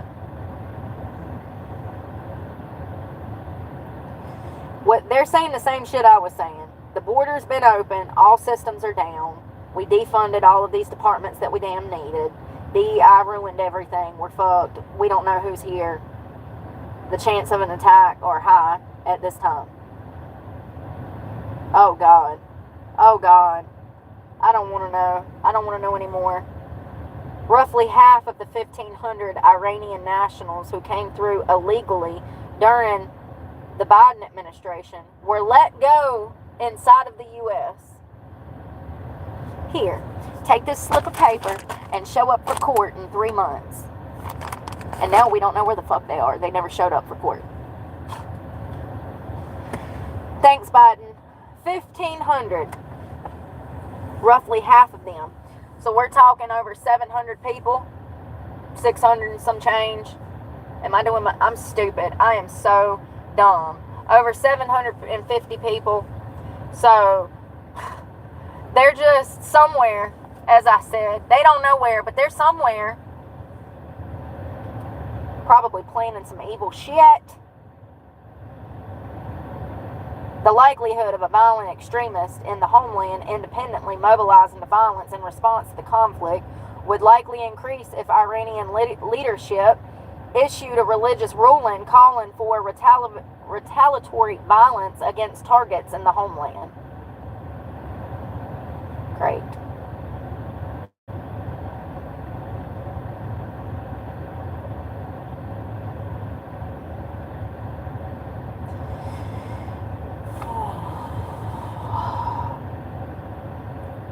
We don't know where those 1,000 Iranians are and how, and who knows how many others got across the border without us knowing. We missed an opportunity when they caught and released those thousands. We missed the opportunity to gather intel by interviewing them and thoroughly vetting them. We simply just let them go, which is a gross negligence on the part of the Biden administration.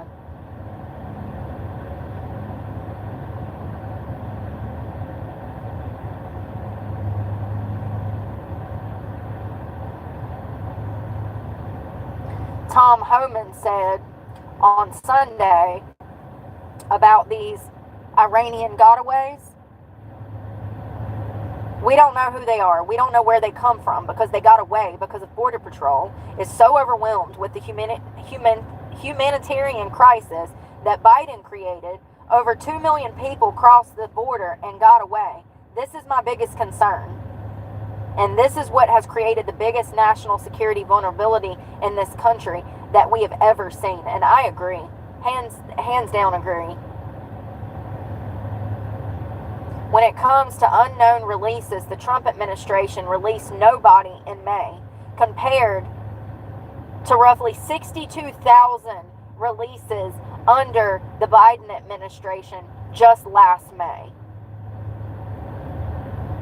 I wonder how many of those 62,000 in just 1 month were terrorists. Statistically speaking, at least one or two. Has to be. At least one or two is coming into this country for nefarious damn reasons to harm people. Has to be.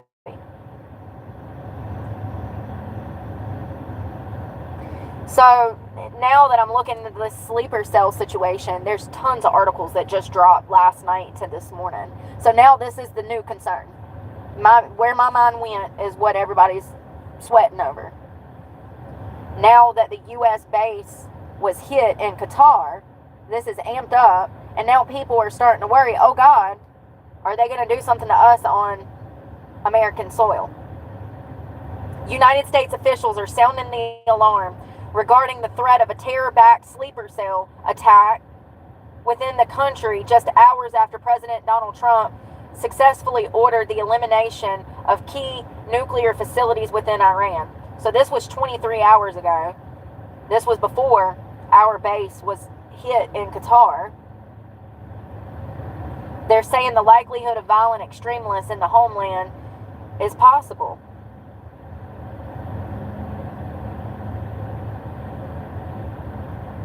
So they know they're here. And history has a way of repeating itself.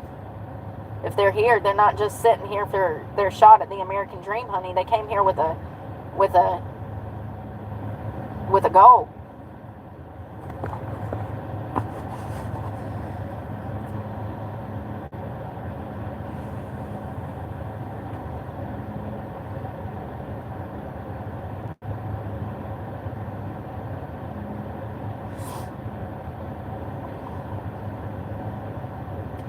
I mean, wouldn't you agree that even the guy that committed the New Orleans attack with the ISIS flag, who was a member of our U.S. military, wouldn't you agree that even he should be considered a sleeper cell? Because I do. I don't care that he was active U.S. military. He still went out with bombs trying to kill people and ran people over with his car with an ISIS flag attached. That is the epitome of a sleeper cell. We thought that he worked for us, that he was one of the good guys, that he was U.S. military. And he went out and committed an act of terrorism against U.S. citizens with an ISIS flag, repping for ISIS. That is a sleeper cell.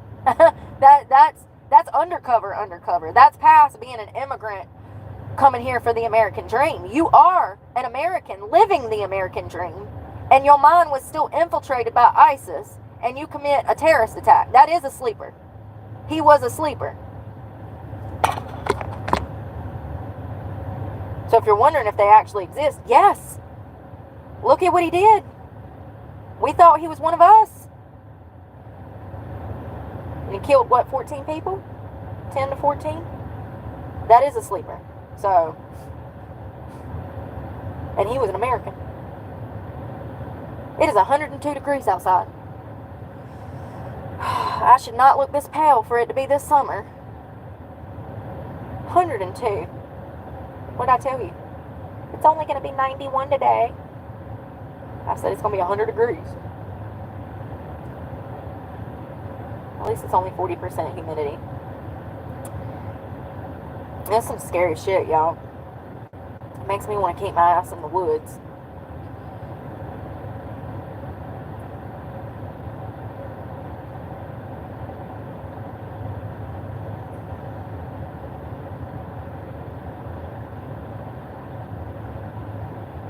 Oh God. What is this? One of Russian President Dmitry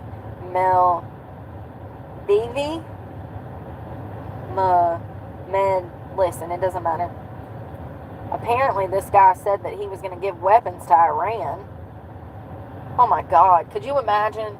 Oh my God. Well, they might not have enough fucking resources to fight. They done used all their weaponry, their military, everything. Russia. But could you imagine going to war with fucking Russia? And Iran?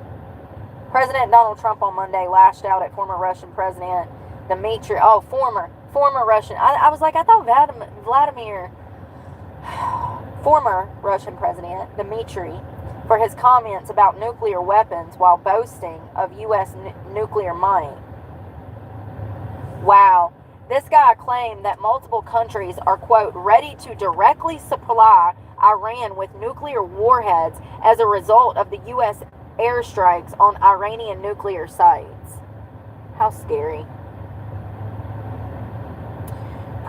Vice President J.D. Vance recently declined to say that the U.S. is certain that Iran's nuclear sites were destroyed.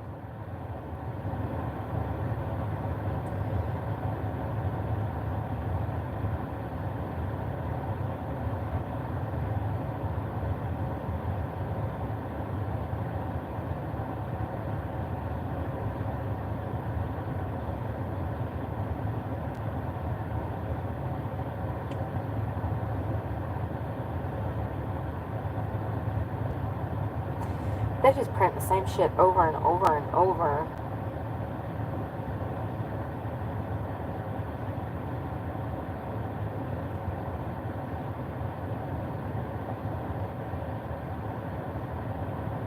I don't know what's gonna happen.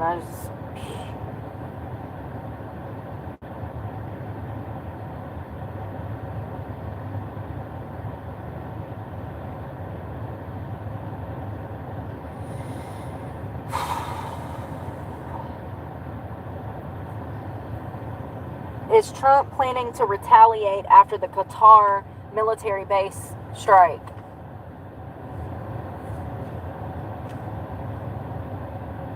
Oh God, 2 hours ago, what Trump said.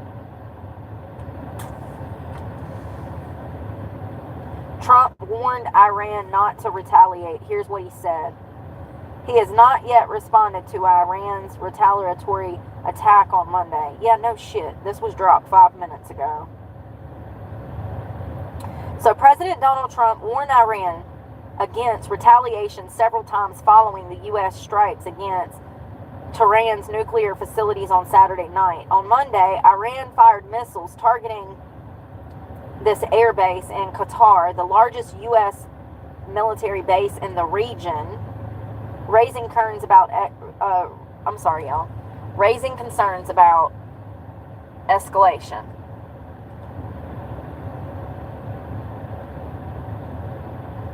So it looks like the U.S. intercepted Iranian missiles with assistance from Qatar. President Trump was meeting on Monday. Hey, he wants me to chase him again. There goes the lawnmower boy. President Trump was meeting on Monday with his national security team in a situation room and has not yet responded to Iran's attack.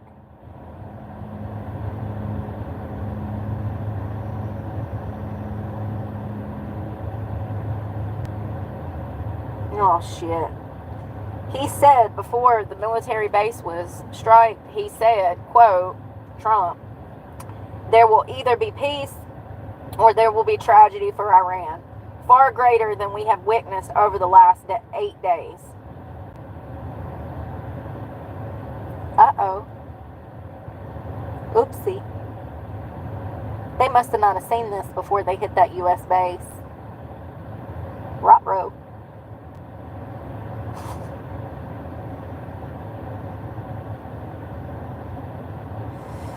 wonder what's going to happen.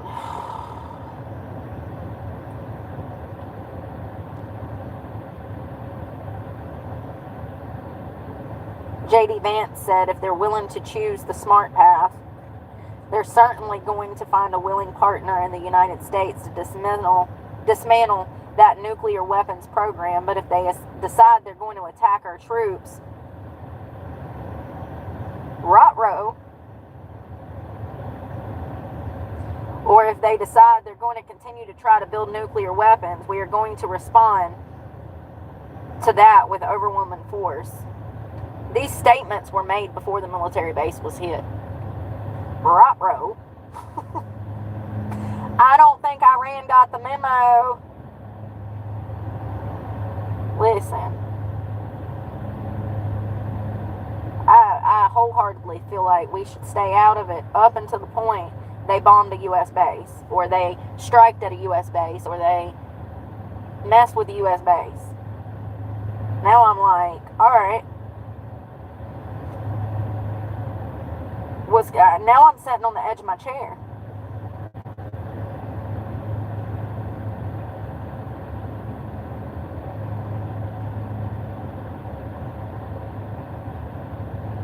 They were actually prepared, it seems like, for this attack. I wonder how they knew that.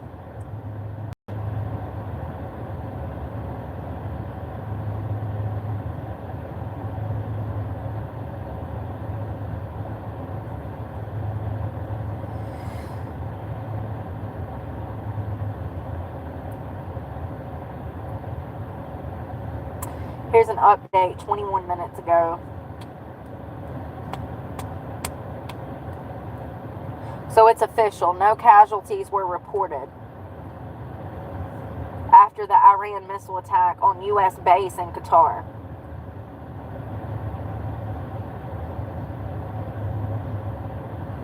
The Trump administration were made aware of the Iranian attack ahead of time. That's how they were able, because they evacuated the base. And I was like, how did they evacuate the base that quick? We're talking about 10,000 soldiers, approximately. They must have had, either they are really paying attention to the enemy and, I don't know, wiretaps. They can probably penetrate buildings through satellites and hear what people are talking about now. Listen, I just know if they got the technology to fly them B-52s, honey, they got some technology that they can listen in, probably. And not only that, they probably have their own American sleepers all over Iran. Undercover agents that are double agents and shit that run back and tell stuff, people that can deliver intel to them. There's no telling how they found out, but it says here that the administration were made aware of the Iranian attack ahead of time. I wonder how. I'm nosy. Were they listening in? Did they have their own sleeper? Did a little birdie fall out of the sky and set on some sergeant's shoulder and says, hey, you need to evacuate base? I'm just nosy. I wonder what kind of spy shit they do have. Because, they probably have some cool ass spy shit. You know who makes some pretty cool spy shit for them? Honeywell. So when I worked in construction, we did a building in uptown Charlotte. It was the Honeywell building, huge 20-something story building. It's gorgeous. It's right behind the Carolina Panthers Stadium. You can actually stand on the 16th floor of Honeywell and look out and watch the football game at Panther Stadium, right? So they were building this building, I think, back in 2020 or 2021, and I was working construction, and we did work in that building, and they had all of this Honeywell equipment, these headgear, their helmets that are like bulletproof and stuff, that had like this spy goggle shit. I mean, they had so much stuff that was crazy, and it was innovative technology and armor that was being built for the U.S. government. Honeywell. They make a lot of stuff for the military. I wonder what other spy, and that was they had like 8 different displays of all of this cool stuff that Honeywell had made for the U.S. military, and it told you like little bits of information about it. I wonder what stuff they have behind closed doors. Because if they had, that stuff was so cool. It had all kinds of like technology and the headgear and stuff. But it wasn't just that. It was also other stuff that I can't remember. But you know, if they got cool stuff like that, there's a lot of cool stuff they keep close to the vest that they don't want people to know that they have.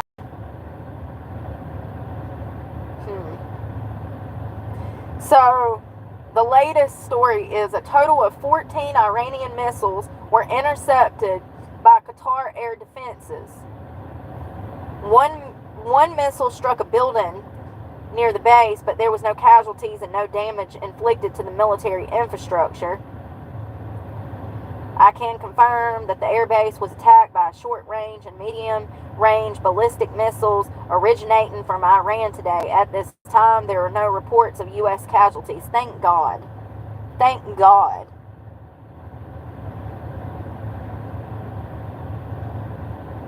I mean, they were trying to kill him, let's be clear.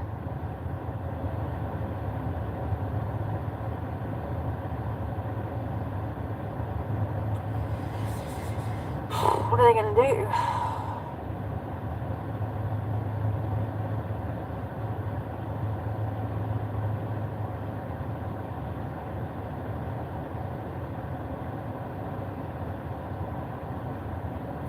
You know, it's crazy because the Iranian Islamic Revolutionary Guard Corps also released a statement claiming it had launched a devastating and powerful missile attack against the military base.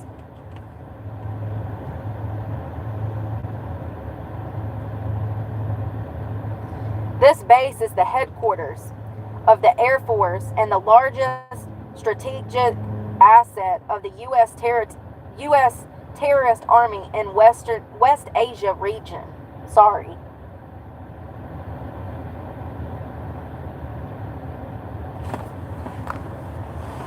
Oh, my back hurts.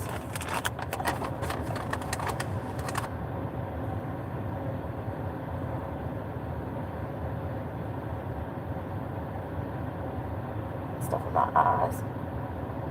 Mascara.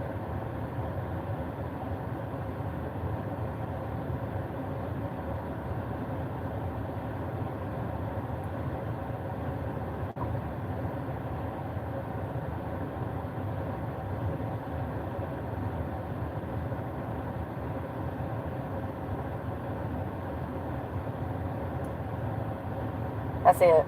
That's all they got to say, folks. That's all they got to say, folks. My back hurts, y'all. So bad. My eyes are burning. I need to eat, but not hungry. I'll probably eat tonight, I guess.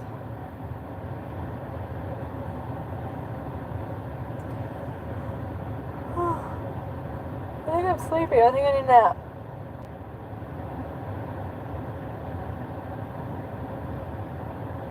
I don't know what's going to happen. I hope nothing bad. I hope nothing on U.S. soil. I hope everybody stays safe and stays out of it. The fact that they're not talking about it right now is scaring me. Like, I got split ends. I need to get myself a haircut.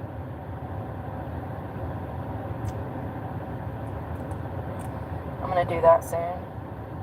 The next time I wash my hair.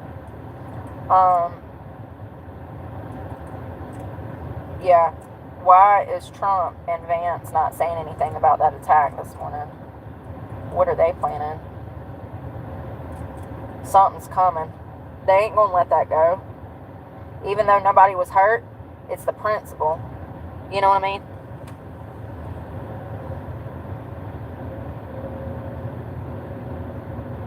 And they were very clear when they said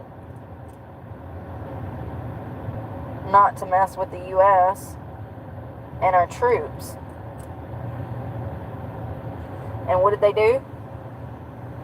They messed with the U.S. and our troops. So, I wonder what's going to happen. Because this administration has backbone. So, something's going to happen. They're not going to let that slide. They're going to make an example out of somebody over that, in my opinion. I would be highly shocked if they just let it go. I would be concerned, actually.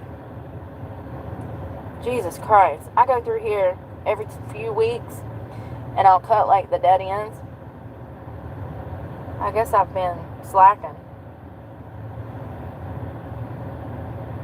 I need a full-on haircut, but I just washed my hair today, so I'm not going to wash it just to cut it. I'll cut it the next time I wash it, and it's straight.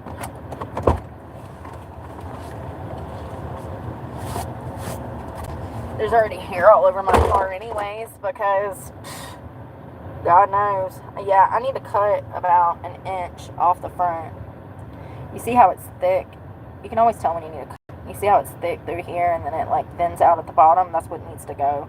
It's been a few months since I cut it, so I've been kind of trying to grow it out. But now, you see how it looks thin at the bottom? That needs to come off. Yep. But I've got layers too, because I cut layers into it, but it needs a trim bad. It needs a little touching up, you know? These scissors are much better than those other ones, so I'm going to use those to cut my hair. I was going to get some at the Dollar Tree, but I don't even want to spend $1.25. I'll just use the crappy scissors that I have.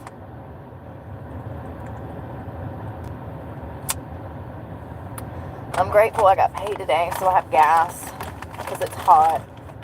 I don't know what I'm going to do when they take the truck. I'm going to die. I'm going to die. It's too hot to be out in this stuff. Hell, they even moved the military aircraft. U.S. military aircraft no longer visible at the base in Qatar. Satellite images. This was on the 19th of June of this month. Which means that they moved those planes before the air attacks on Saturday on the nuclear. I bet that's why they done it. They were preparing for a retaliation attack, and they moved those planes on the 19th. And then they dropped bombs at the nuclear sites on Saturday, which would have been what? The 21st. Do you get what I'm saying? They moved the planes. That would have been what? Thursday. They probably did that in preparation for retaliation from hitting those nuclear sites. Dozens of U.S. military aircraft are no longer on the tarmac, and this was posted on the 19th of June of this year. Satellite images show a possible move to shield them from Iranian airstrikes. What did I say? Nearly 40 military aircraft, including transport planes like the Hercules C-130 and reconnaissance aircraft, were parked on the tarmac on the base on June 5th. On June 19th, only 3 aircraft are visible.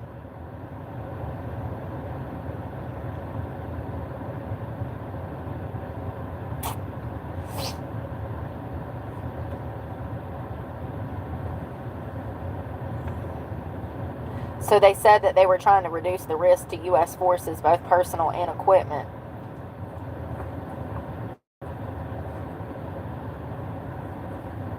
Damn, I wish I would have saw this on the 19th. I would have knew that he was going to damn drop bombs. There's only one reason they would move that shit. To protect it.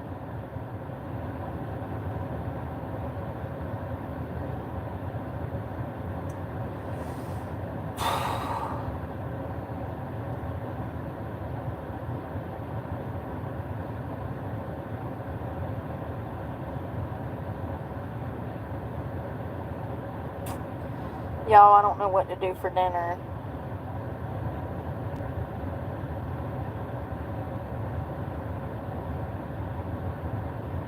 I need to eat, but it's so hard to eat when I'm feeling like this from my period. And it's so hot. It's 102 degrees. How am I supposed to eat when it's this hot?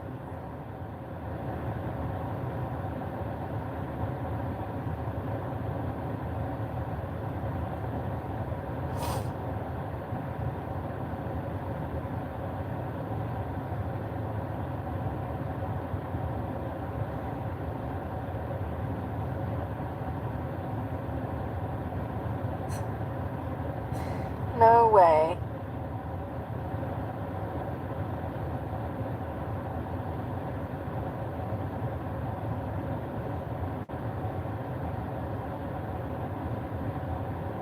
Samples of marine sediment taken from the location of three 1950s British government nuclear bomb test sites off the coast of Western Australia have revealed plutonium levels up to 4,500 times higher than the rest of the coastline.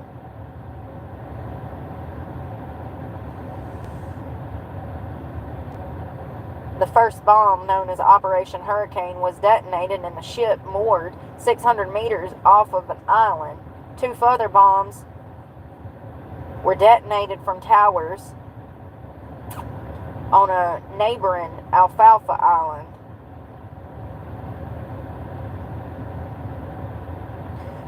They said the plutonium would have been part of the fallout from the nuclear tests that would have fallen from the blast cloud into the surrounding waters and land. When was this? 1950? The 66 samples were collected in 2020 by divers who took the top 10 of sediment with analysis done by the University of Perth and also by the Australian Nuclear Science and Technology Organization.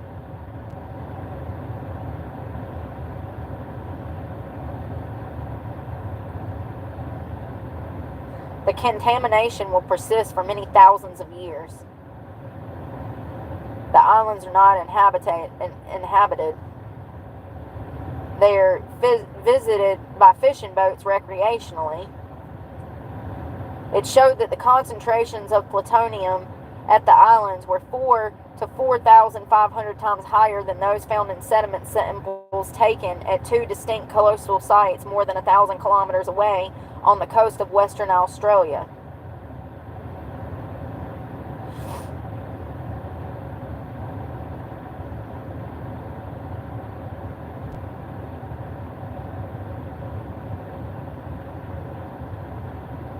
Even the fish have plutonium in them? Jesus Christ. They tested the fish. The fish have damn...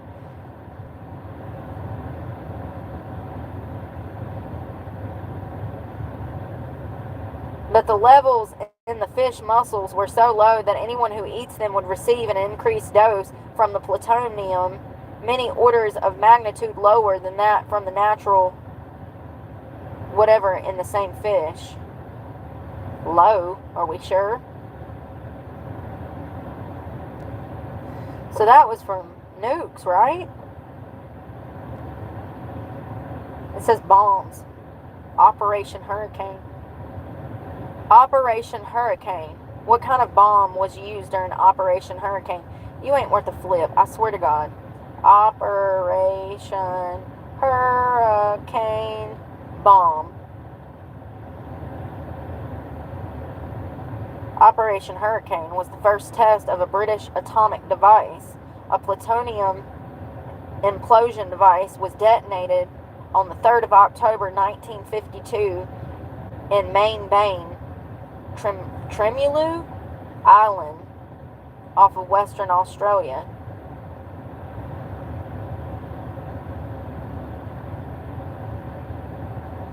There's actually a video of it exploding.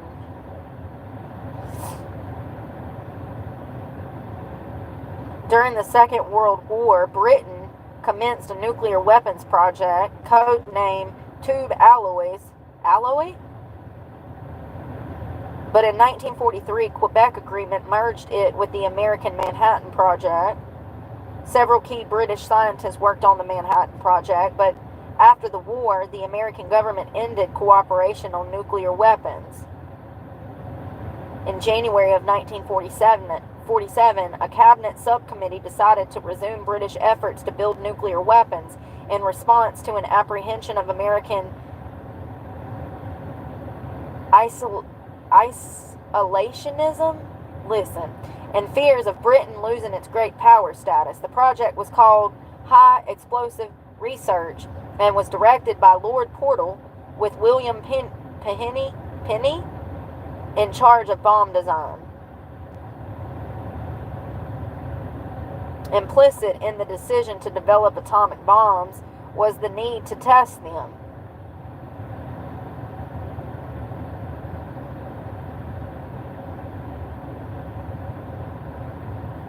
In February of 1952, Attlee's successor, Winston Churchill, announced in the House of Commons that the first British atomic bomb the test would occur in Australia before the end of the year. Winston Churchill, for real?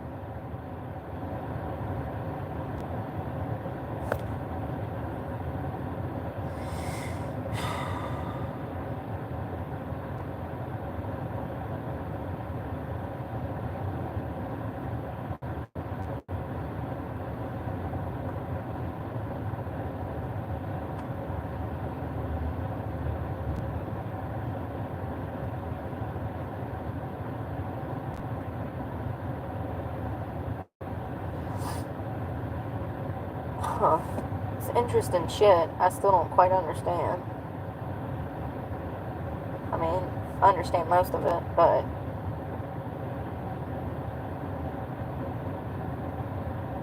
when did they test the first bomb, though?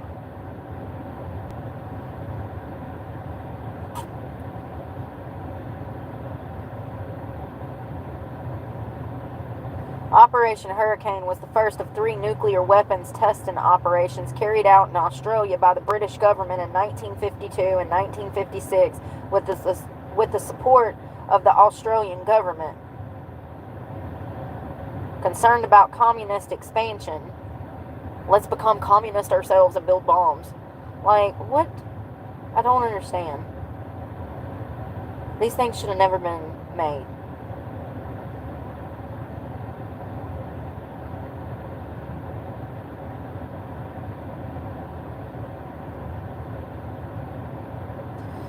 Crazy shit, you guys. God, I hope we don't go to war. I'm terrified.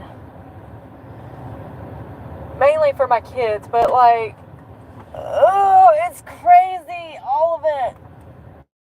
Trump. All of it. J.D. Vance. Tulsi. Are there weapons? Are there not weapons? Are they making a weapon? Are they not? We're past that now. Now we've been damned. Our military base has been attacked. Don't be surprised if you wake up tomorrow and Iran is no longer Iran. I mean, anyone that thinks that because we bombed a nuclear test site that we deserve to have our military then bombed is crazy.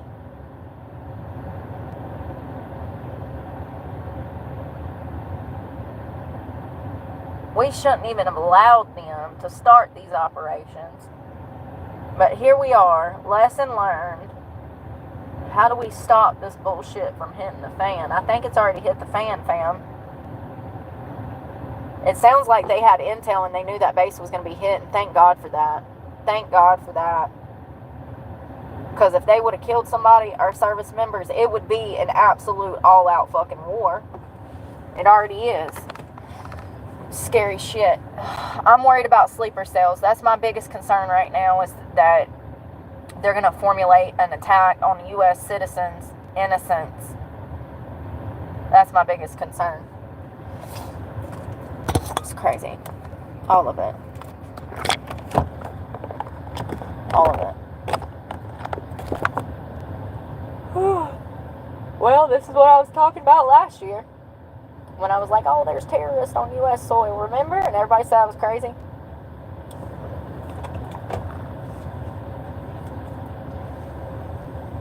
It's kind of common sense.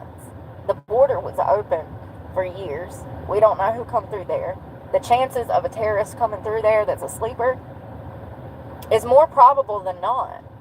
There's people that wait all over this world for the opportunity to come here and kill its citizens. They're looking for any chance just to make it over that damn fence and into this country so that they can implement a plan. Put a plan into action. It's not a joke. These are our enemies who want to kill us. They despise America. And a lot of them are raised to be that way. From infancy. They're raised with hate and a gun. And they're taught to use it. I mean, it's like a cult. I mean, it's a terrorist organization, but like it's like a cult psychologically.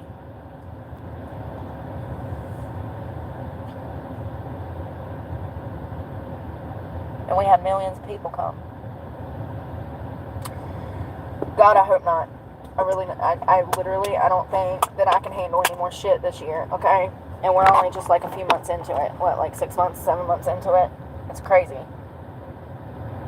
Did we all think that 2024 was going to get better? Because I did. And now we're sitting here in the same damn situation, if not worse. If not worse. They're like, well, gas is about to go up. Nobody can afford their mortgage. Everybody's getting laid off. And we might be going to World War III. They say ye have little faith, but we had a lot of faith. We did. We just knew that 2025 was going to all be our year, you know? And here we are 6 months later, like, damn. This is some bullshit. Damn. Like, when is it going to get better? For real. Like, for real. I'm not the only one, right? I had so much faith at the start of this year because things were going so good for me. For the first time in 2 years, I had a little bit of financial stability in my life. I was able to pay my bills and things were looking up.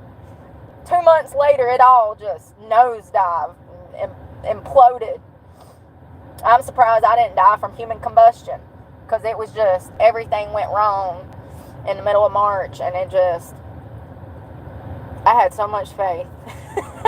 So much faith. I came into 2025 hot, on a positive note, optimistic.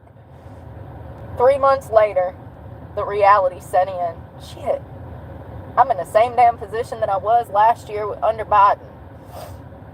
I really think that so much damage has been done to this country in the past 4 years, 5 years. I think that it's going to take a really long time to fix it, if we're even able to fix it. We're going to have to come up with some dramatic solutions because people are teetering on that line of a roof over their head or a tent in the woods. And nobody that's willing to work should have to be going through that. There's people with jobs that, you know, the pay gap, like they don't have enough money coming in as they do going out. That's most Americans' problems right now. With rent, gas, inflation, medication costs, the cost of living constantly going up. They're not making enough money to pay everything that they need to pay. And it's just getting worse. That's snowballing. You know, the pay is not meeting the cost of living. There we go. And that's becoming a huger issue too. You know, there's people making over $20 an hour and it's simply not enough. It's simply not enough because of inflation, because of the cost of rent, because of the, you know, financing of vehicles, how expensive everything's gotten, insurance, the upkeep, maintenance, tires, oil. I mean, people just cannot afford it. I mean, you know, everybody I know is struggling. Everybody. It's got to come crashing down. We don't have any plans in place to implement to help people. I know they say this tax bill is going to help people, but in my opinion, not in the way that people need help. People need relief. They need resources. They need a plan. Nobody can make a plan because nobody makes enough money to make a fucking plan. Do I want to go live in a cardboard box or do I want to go live in a tent? That's what most people make enough money to damn afford right now, and that's bullshit. Especially when we have more homes for rent and to buy right now than in the past couple of years. Inventory is exploding, but there's no buyers. You know why? Because nobody has any damn money. I don't know what's going to happen. It looks like gas might go back up to $5 a damn gallon. California, they're talking $10, $8.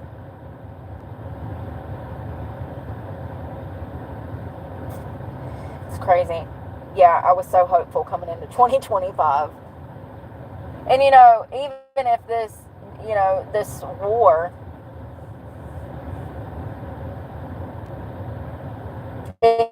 needed to be done. We have to make sure that these people that these types of weapons do not get in the wrong hands. I just read a report and it said that there's plutonium or something. Y'all heard it. 60, 70 years later, after they done these test bombings in 1950s, there is still remnants of these bombs affecting the ecosystem, making the island inhabitable for humans. If one of those bombs ever got dropped over here, yeah. I don't know how far that fallout is from the bomb. That would be a scary scenario.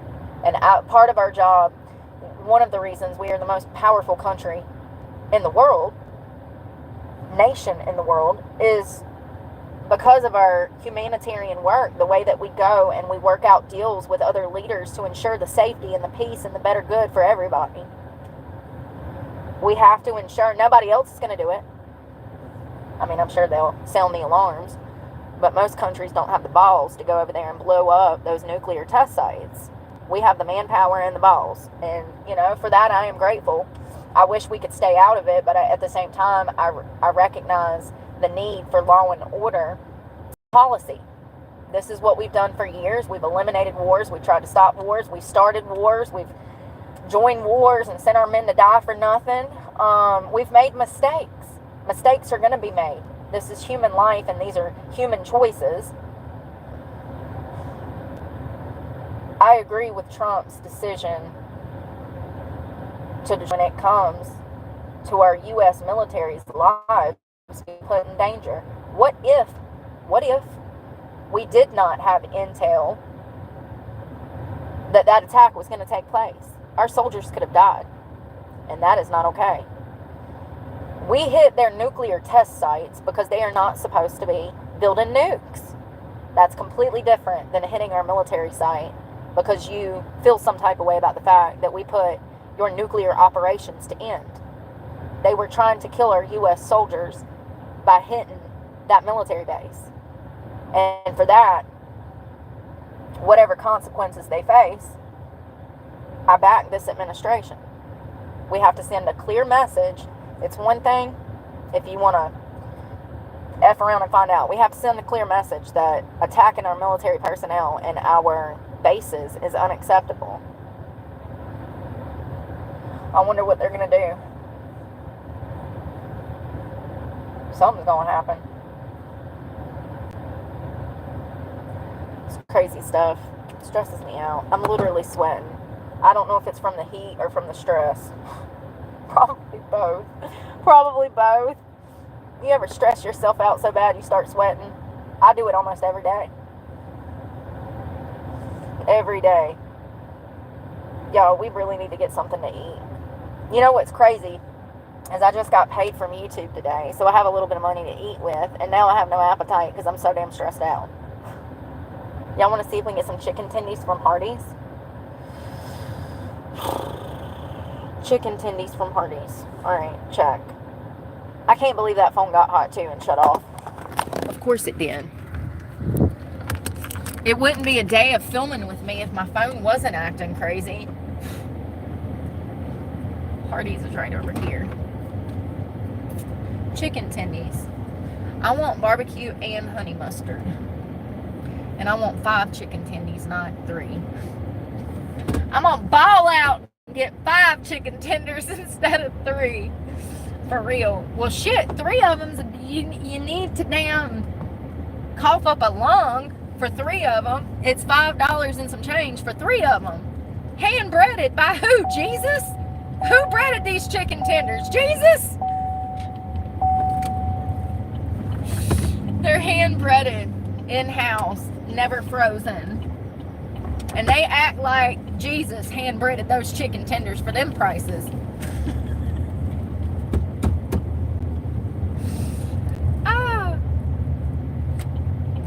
Who you got back there in the kitchen? These prices are astronomical. Who's cooking the chicken? Jesus? Who you think you got back there? Some pharaoh cooking the chicken?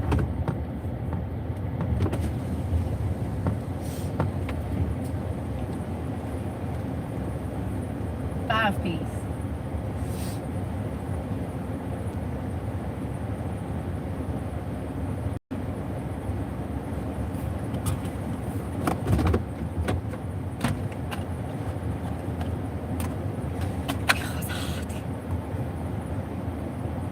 Baby, the weather outside is melting. It's very flippin' smelting. Humidity is way up high. Let us burn, let us burn, let us die.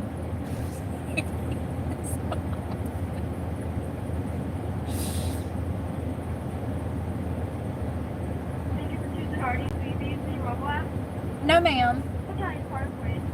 Can I do your 5-piece hand-breaded chicken tender with no side or drink? What kind of sauce? Barbecue and honey mustard, please. What else can I get for you? That's gonna be it.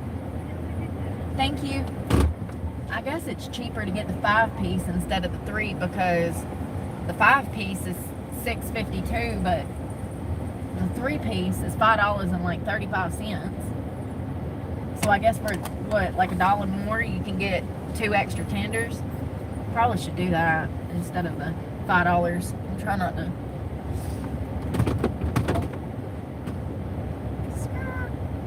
Try not to get her on camera. Oh, it's hot. Thank you.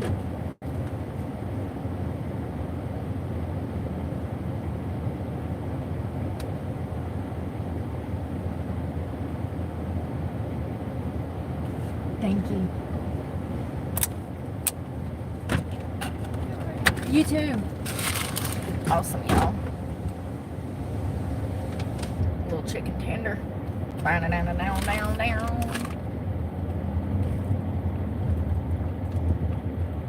Come on, Papa. Beat, beat. Oh, hold on, people. God dang, it's so hot and I got the air going. Feels like I moved to hell. This week is gonna kill me, y'all. My whole damn paycheck is gonna go to gas. I'm pissed.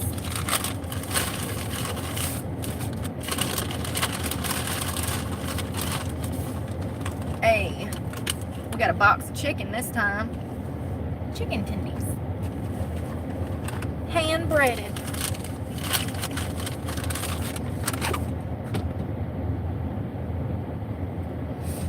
The weather outside is stifling. It's 105. Since we no place to go, let us burn, let us burn, let us go.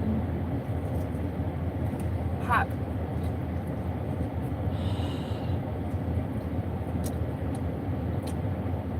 When you go to get in your car, the weather will surely burn your ass. Steering wheel's hot as hell. So is your damn dash. When I like to die.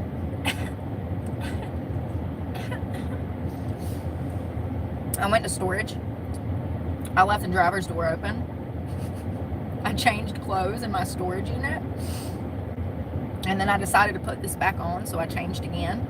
So I was like in the storage unit, locked up for like 5 minutes, suffocating.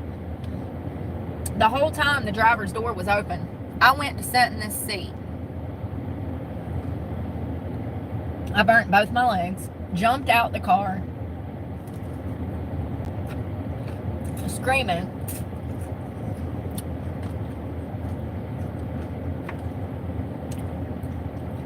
This ain't even leather. It's like that indoor, outdoor, water resistant cloth.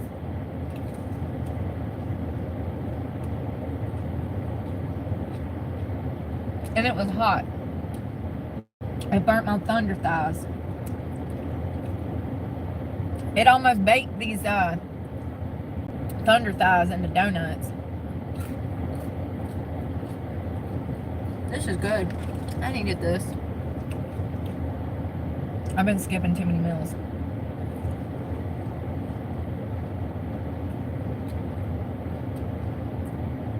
Juicy.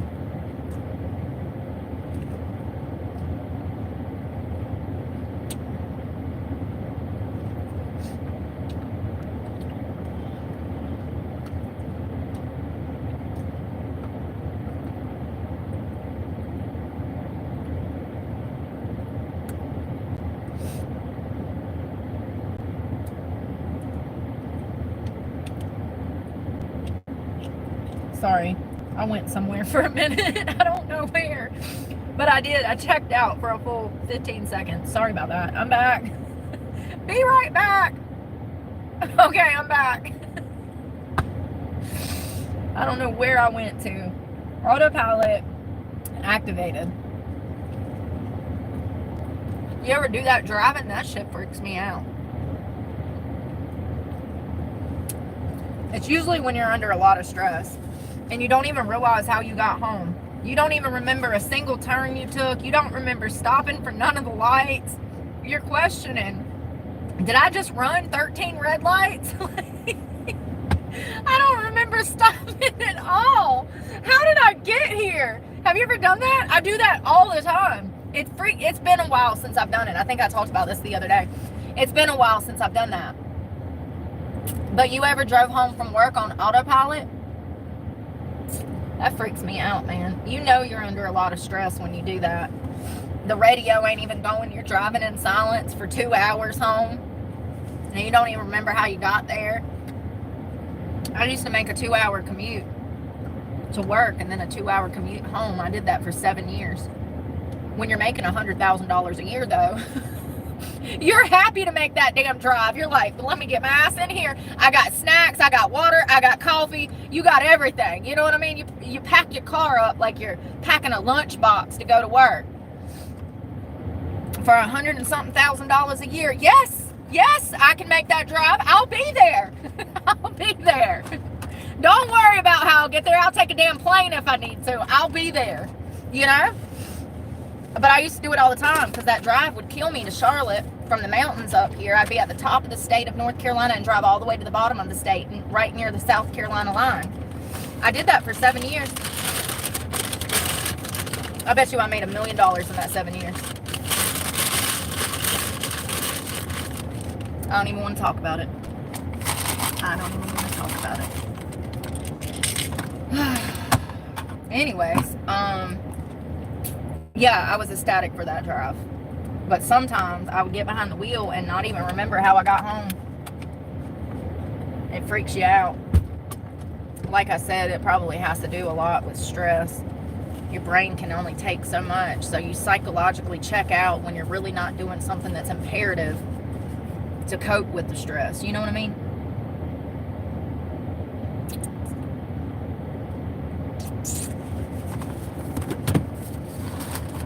Y'all, I put on deodorant and I stink. I sure do. I can smell myself. I smell like I ran a marathon and I've been sitting in the AC. You guys have been with me. I'm gonna die this summer. I'm gonna die. Tons of deodorant and it's not working. I guess I need some of that clinical strength shit. Flip. This is from the Dollar Tree. It smells good. It's men's. I like the men's stuff. It usually works better for me too. Not that I profusely sweat, but sometimes I don't know if it's the pH balance that works better for my body or if it's just they use a stronger formula. I don't know. But sometimes I do have to wear men's stuff. I wear a lot of men's stuff. I like the way it smells. You know why? It's the damn bergamot. Bergamot and wood. God. It smells like an ex-boyfriend that's not an ex yet. You know what I mean? God. It smells like I'm still in love with him. Like I don't hate his smell yet, you know? Like the bergamot. That's what it is. Or anything that's like outdoors. A lot of men's stuff. Like the 3-in-1 body wash. A lot of that stuff smells so good to me. I'm not a flowery brown sugar vanilla latte type of gal. I'm a saddlewood bergamot type of girl, you know? I like to smell like I've been hugging a tree. For real. For real. Yeah. I'm more of a saddlewood type of girl. I ain't no vanilla sugar bean girl. What does she smell like? A man. Does she have one? No, she is one. Like, smells better.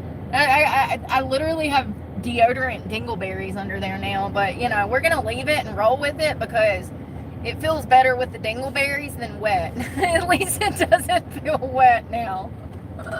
It's so hot, y'all. I'm ready for winter now. I'm ready for winter.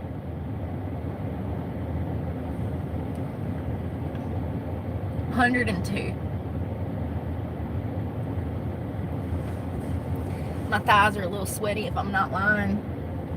The back of my calves. What is this? Thighs. And I got the air going on its lowest setting, actually. Now it's on its lowest setting. It's supposed to rain Tuesday, Wednesday, Thursday, and Friday, but it's still going to be 100 degrees. 94. That's 100. We round this shit off. We round that shit up because it's always higher than what they're expecting. It's a heat wave. Sprawling heat dome could smash June records in the Northeast and Midwest, including hundreds. They're talking about how it's going to beat records from last year.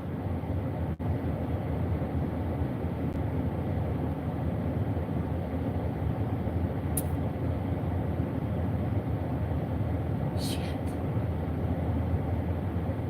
Oh my God. They're talking about it's going to get up to 110 degrees possibly.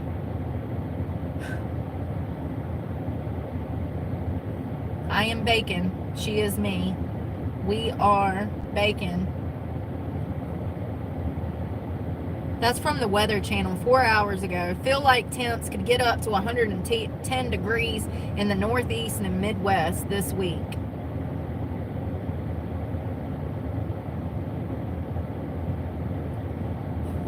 Well, damn, now I don't want them to come get my truck. Excuse me. Damn chicken.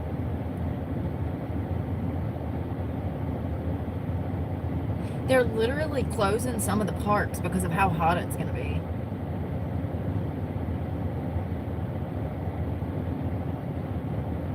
I've never seen them do that.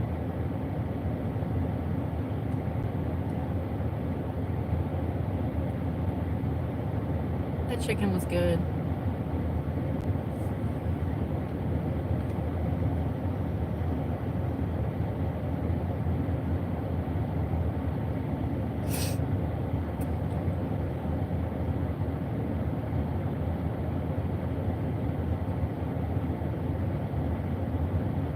They just issued a warning through the Homeland Security Department. Christy Nome. Homeland Security Terrorism Advisory Bulletin warns of heightened threat environment in the U.S. after strikes on Iran. Fun. Yay!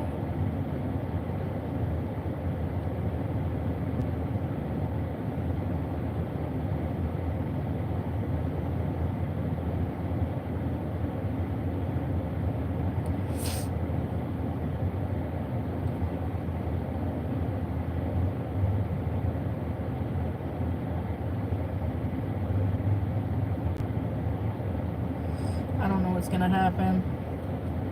Planes falling out of the sky, military bases being attacked. It's 120 damn degrees across the damn country in June. Nobody can afford shit. We all need a shot and a joint and a prayer. I gave up drinking and smoking, but God, this seems like the perfect time to start back. If there was ever a time to start back drinking, I think this is it. Damn it. Alright, who wants to go down and have a drink? I mean, if we're gonna go out, we might as well just like go out in a blaze of glory, honey. Shit, if I'm gonna get drafted, I better be drafted with a draft in my hand. It makes for a better story in the long run. I'm joking. Please don't go out drinking because you're stressed. It's a recipe for disaster. Don't let your emotions rule you. Rule your emotions. You set them emotions down and you hit them with the facts. You tell them you run on facts, not your feelings. Okay? Open table discussion with your emotions. That's what I had to do. That's why I quit drinking. Well, that's how I quit drinking. Every time I'd have a bad day, I would run towards the bottle thinking it was going to make me feel better. And it would in the temporary till the next morning. Till the next morning. And I'm playing that game of, do I want to take a shot at 7 a.m. so I don't feel bad anymore? Or do I want to go into work sober? Oh, Lord. Those days are way behind me now. I'm so proud of myself. Yeah, it's never a good time to start drinking. That's the devil's work. Get you some magnesium glycinate and take a load off. It's supposed to calm your nerves. I do think it helps me relax, even if it's just a placebo effect.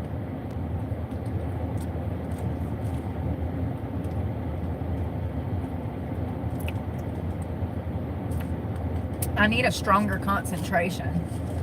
Only 2 of these are 24% of your daily values. So you'd have to eat 8 of them to actually meet your intake, but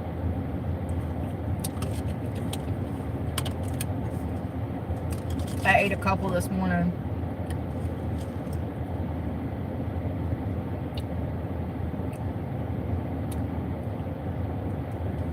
Go ahead and eat 2 more. See if that helps tomorrow with my PMS. I will say that as soon as I ate that shit, I stopped cramping. Well, I also took that Midol. That's probably what done it. What all is in that? Why is that a miracle drug? Let's find out. I always got these questions. And I don't have an encyclopedia.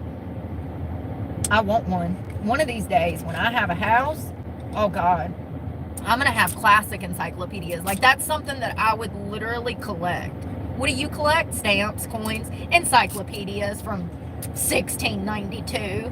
Like, there has to be some old classic collector's edition encyclopedias. That was literally, what was your favorite toy as a child? My encyclopedia collection. I literally could get lost in my room for like the entire, like 8 to 10, 12 hours in a book, in the encyclopedia. Just pick a letter and just learn some shit. That was my favorite thing to do. From like 4 years old until 14. Like, I loved it. I miss my encyclopedia. I wish I still had one. I don't like Wiki. They lie. So what's in this? Too much caffeine may cause nervousness, irritability, sleeplessness, and occasional rapid heartbeat. Wouldn't you know it? When I don't have caffeine, that's how I feel. This is your brain on ADHD. Let's see here. That's what I wanted to know. That's an antihistamine, though. What? Is that all that makes you feel better?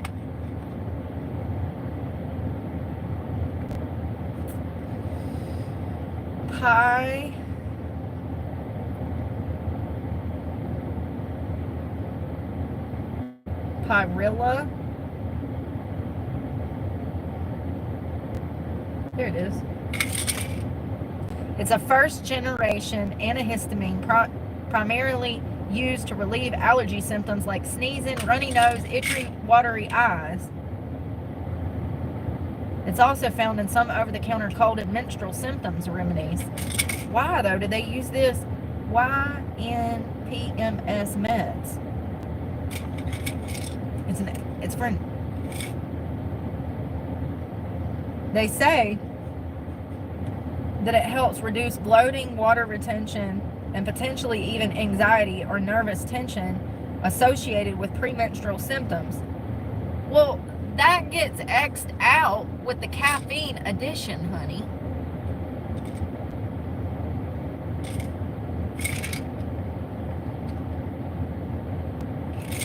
So the two main ingredients are caffeine, 60 milligrams per pill, and then this parallel something, right? It's an antihistamine. It's 15 milligrams. They put the antihistamine in here to help reduce bloating, water retention, and anxiety, but they put the caffeine in there, which is 120 milligrams per serving, because it's 2 pills, which causes anxiety, amongst other things. Probably water retention too, because it's a diuretic. So, okay, interesting.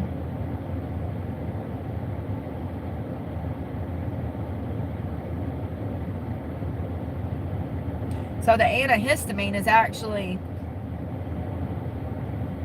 causes drowsiness, and then the caffeine jacks you up. I mean, it works. There ain't no doubt it works to help with period cramps and headaches and muscle aches and stuff. So it targets the histamine receptors, which can help reduce irritability, tension, and inflammation.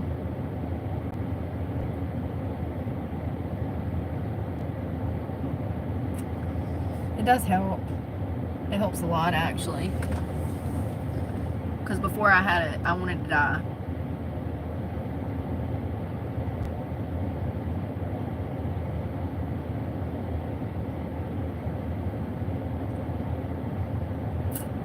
I wonder what's going to happen.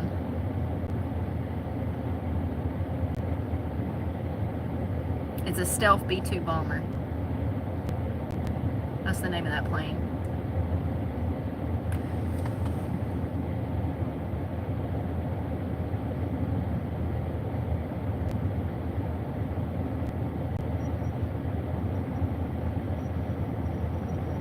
They still haven't found Travis Decker. The search enters its 4th week.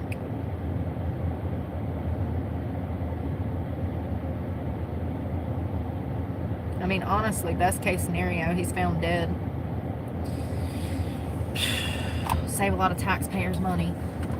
We know who committed this crime.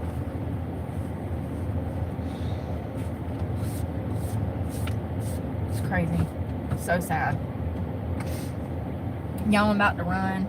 I'm gonna go relax for the rest of the night. I don't have anything to do but schoolwork, and it drops at 5 p.m. That's what I gotta do. I gotta download that, and then I'm gonna go eat my chicken and relax. I need to put up all this stuff. I guess I'll do it in the morning. Give me something to do tomorrow while I sit around here waiting, trying to figure out what the flip is going on with this car. I wish that they would just hurry up and come and get it so I can make a plan. I know things are going to get a lot harder, but there's nothing I can do about it. And the longer I sit here wasting my check on gas, the less resources I'm going to have when I hit the streets. This is exactly what I was worried about 2 weeks ago, which is why I've been trying to get them to repossess the truck. The longer I'm stuck in it, the longer I don't have money for food, because every single penny I get goes back into the damn gas tank. I can't just be stranded somewhere broke down, you know, and I have nowhere to go and just sit. So, well, my land, the mountain, I can go to the parks, but I'm talking about like a long-term plan without having to spend any gas in a day. It's just expensive. It's so expensive. None of this is my fault at the end of the day. I've done the best that I could. I went above and beyond, and I've actually done more than most people would have. So I'm proud of myself. But the fact is that I make less than $1,000 a month, and it costs $2,000 to $3,000 to live out of this car. I cannot afford it. It is what it is. I just hope they hurry up and come and get it, because the longer I have to wait, the more funds that goes to gas instead of in my stomach where it should be going. I'm going to go enjoy my chicken tonight and be grateful for what I have tonight. Go get God on the phone. We were talking this morning. He has jokes. He does. He really does. Specifically when it comes to my life.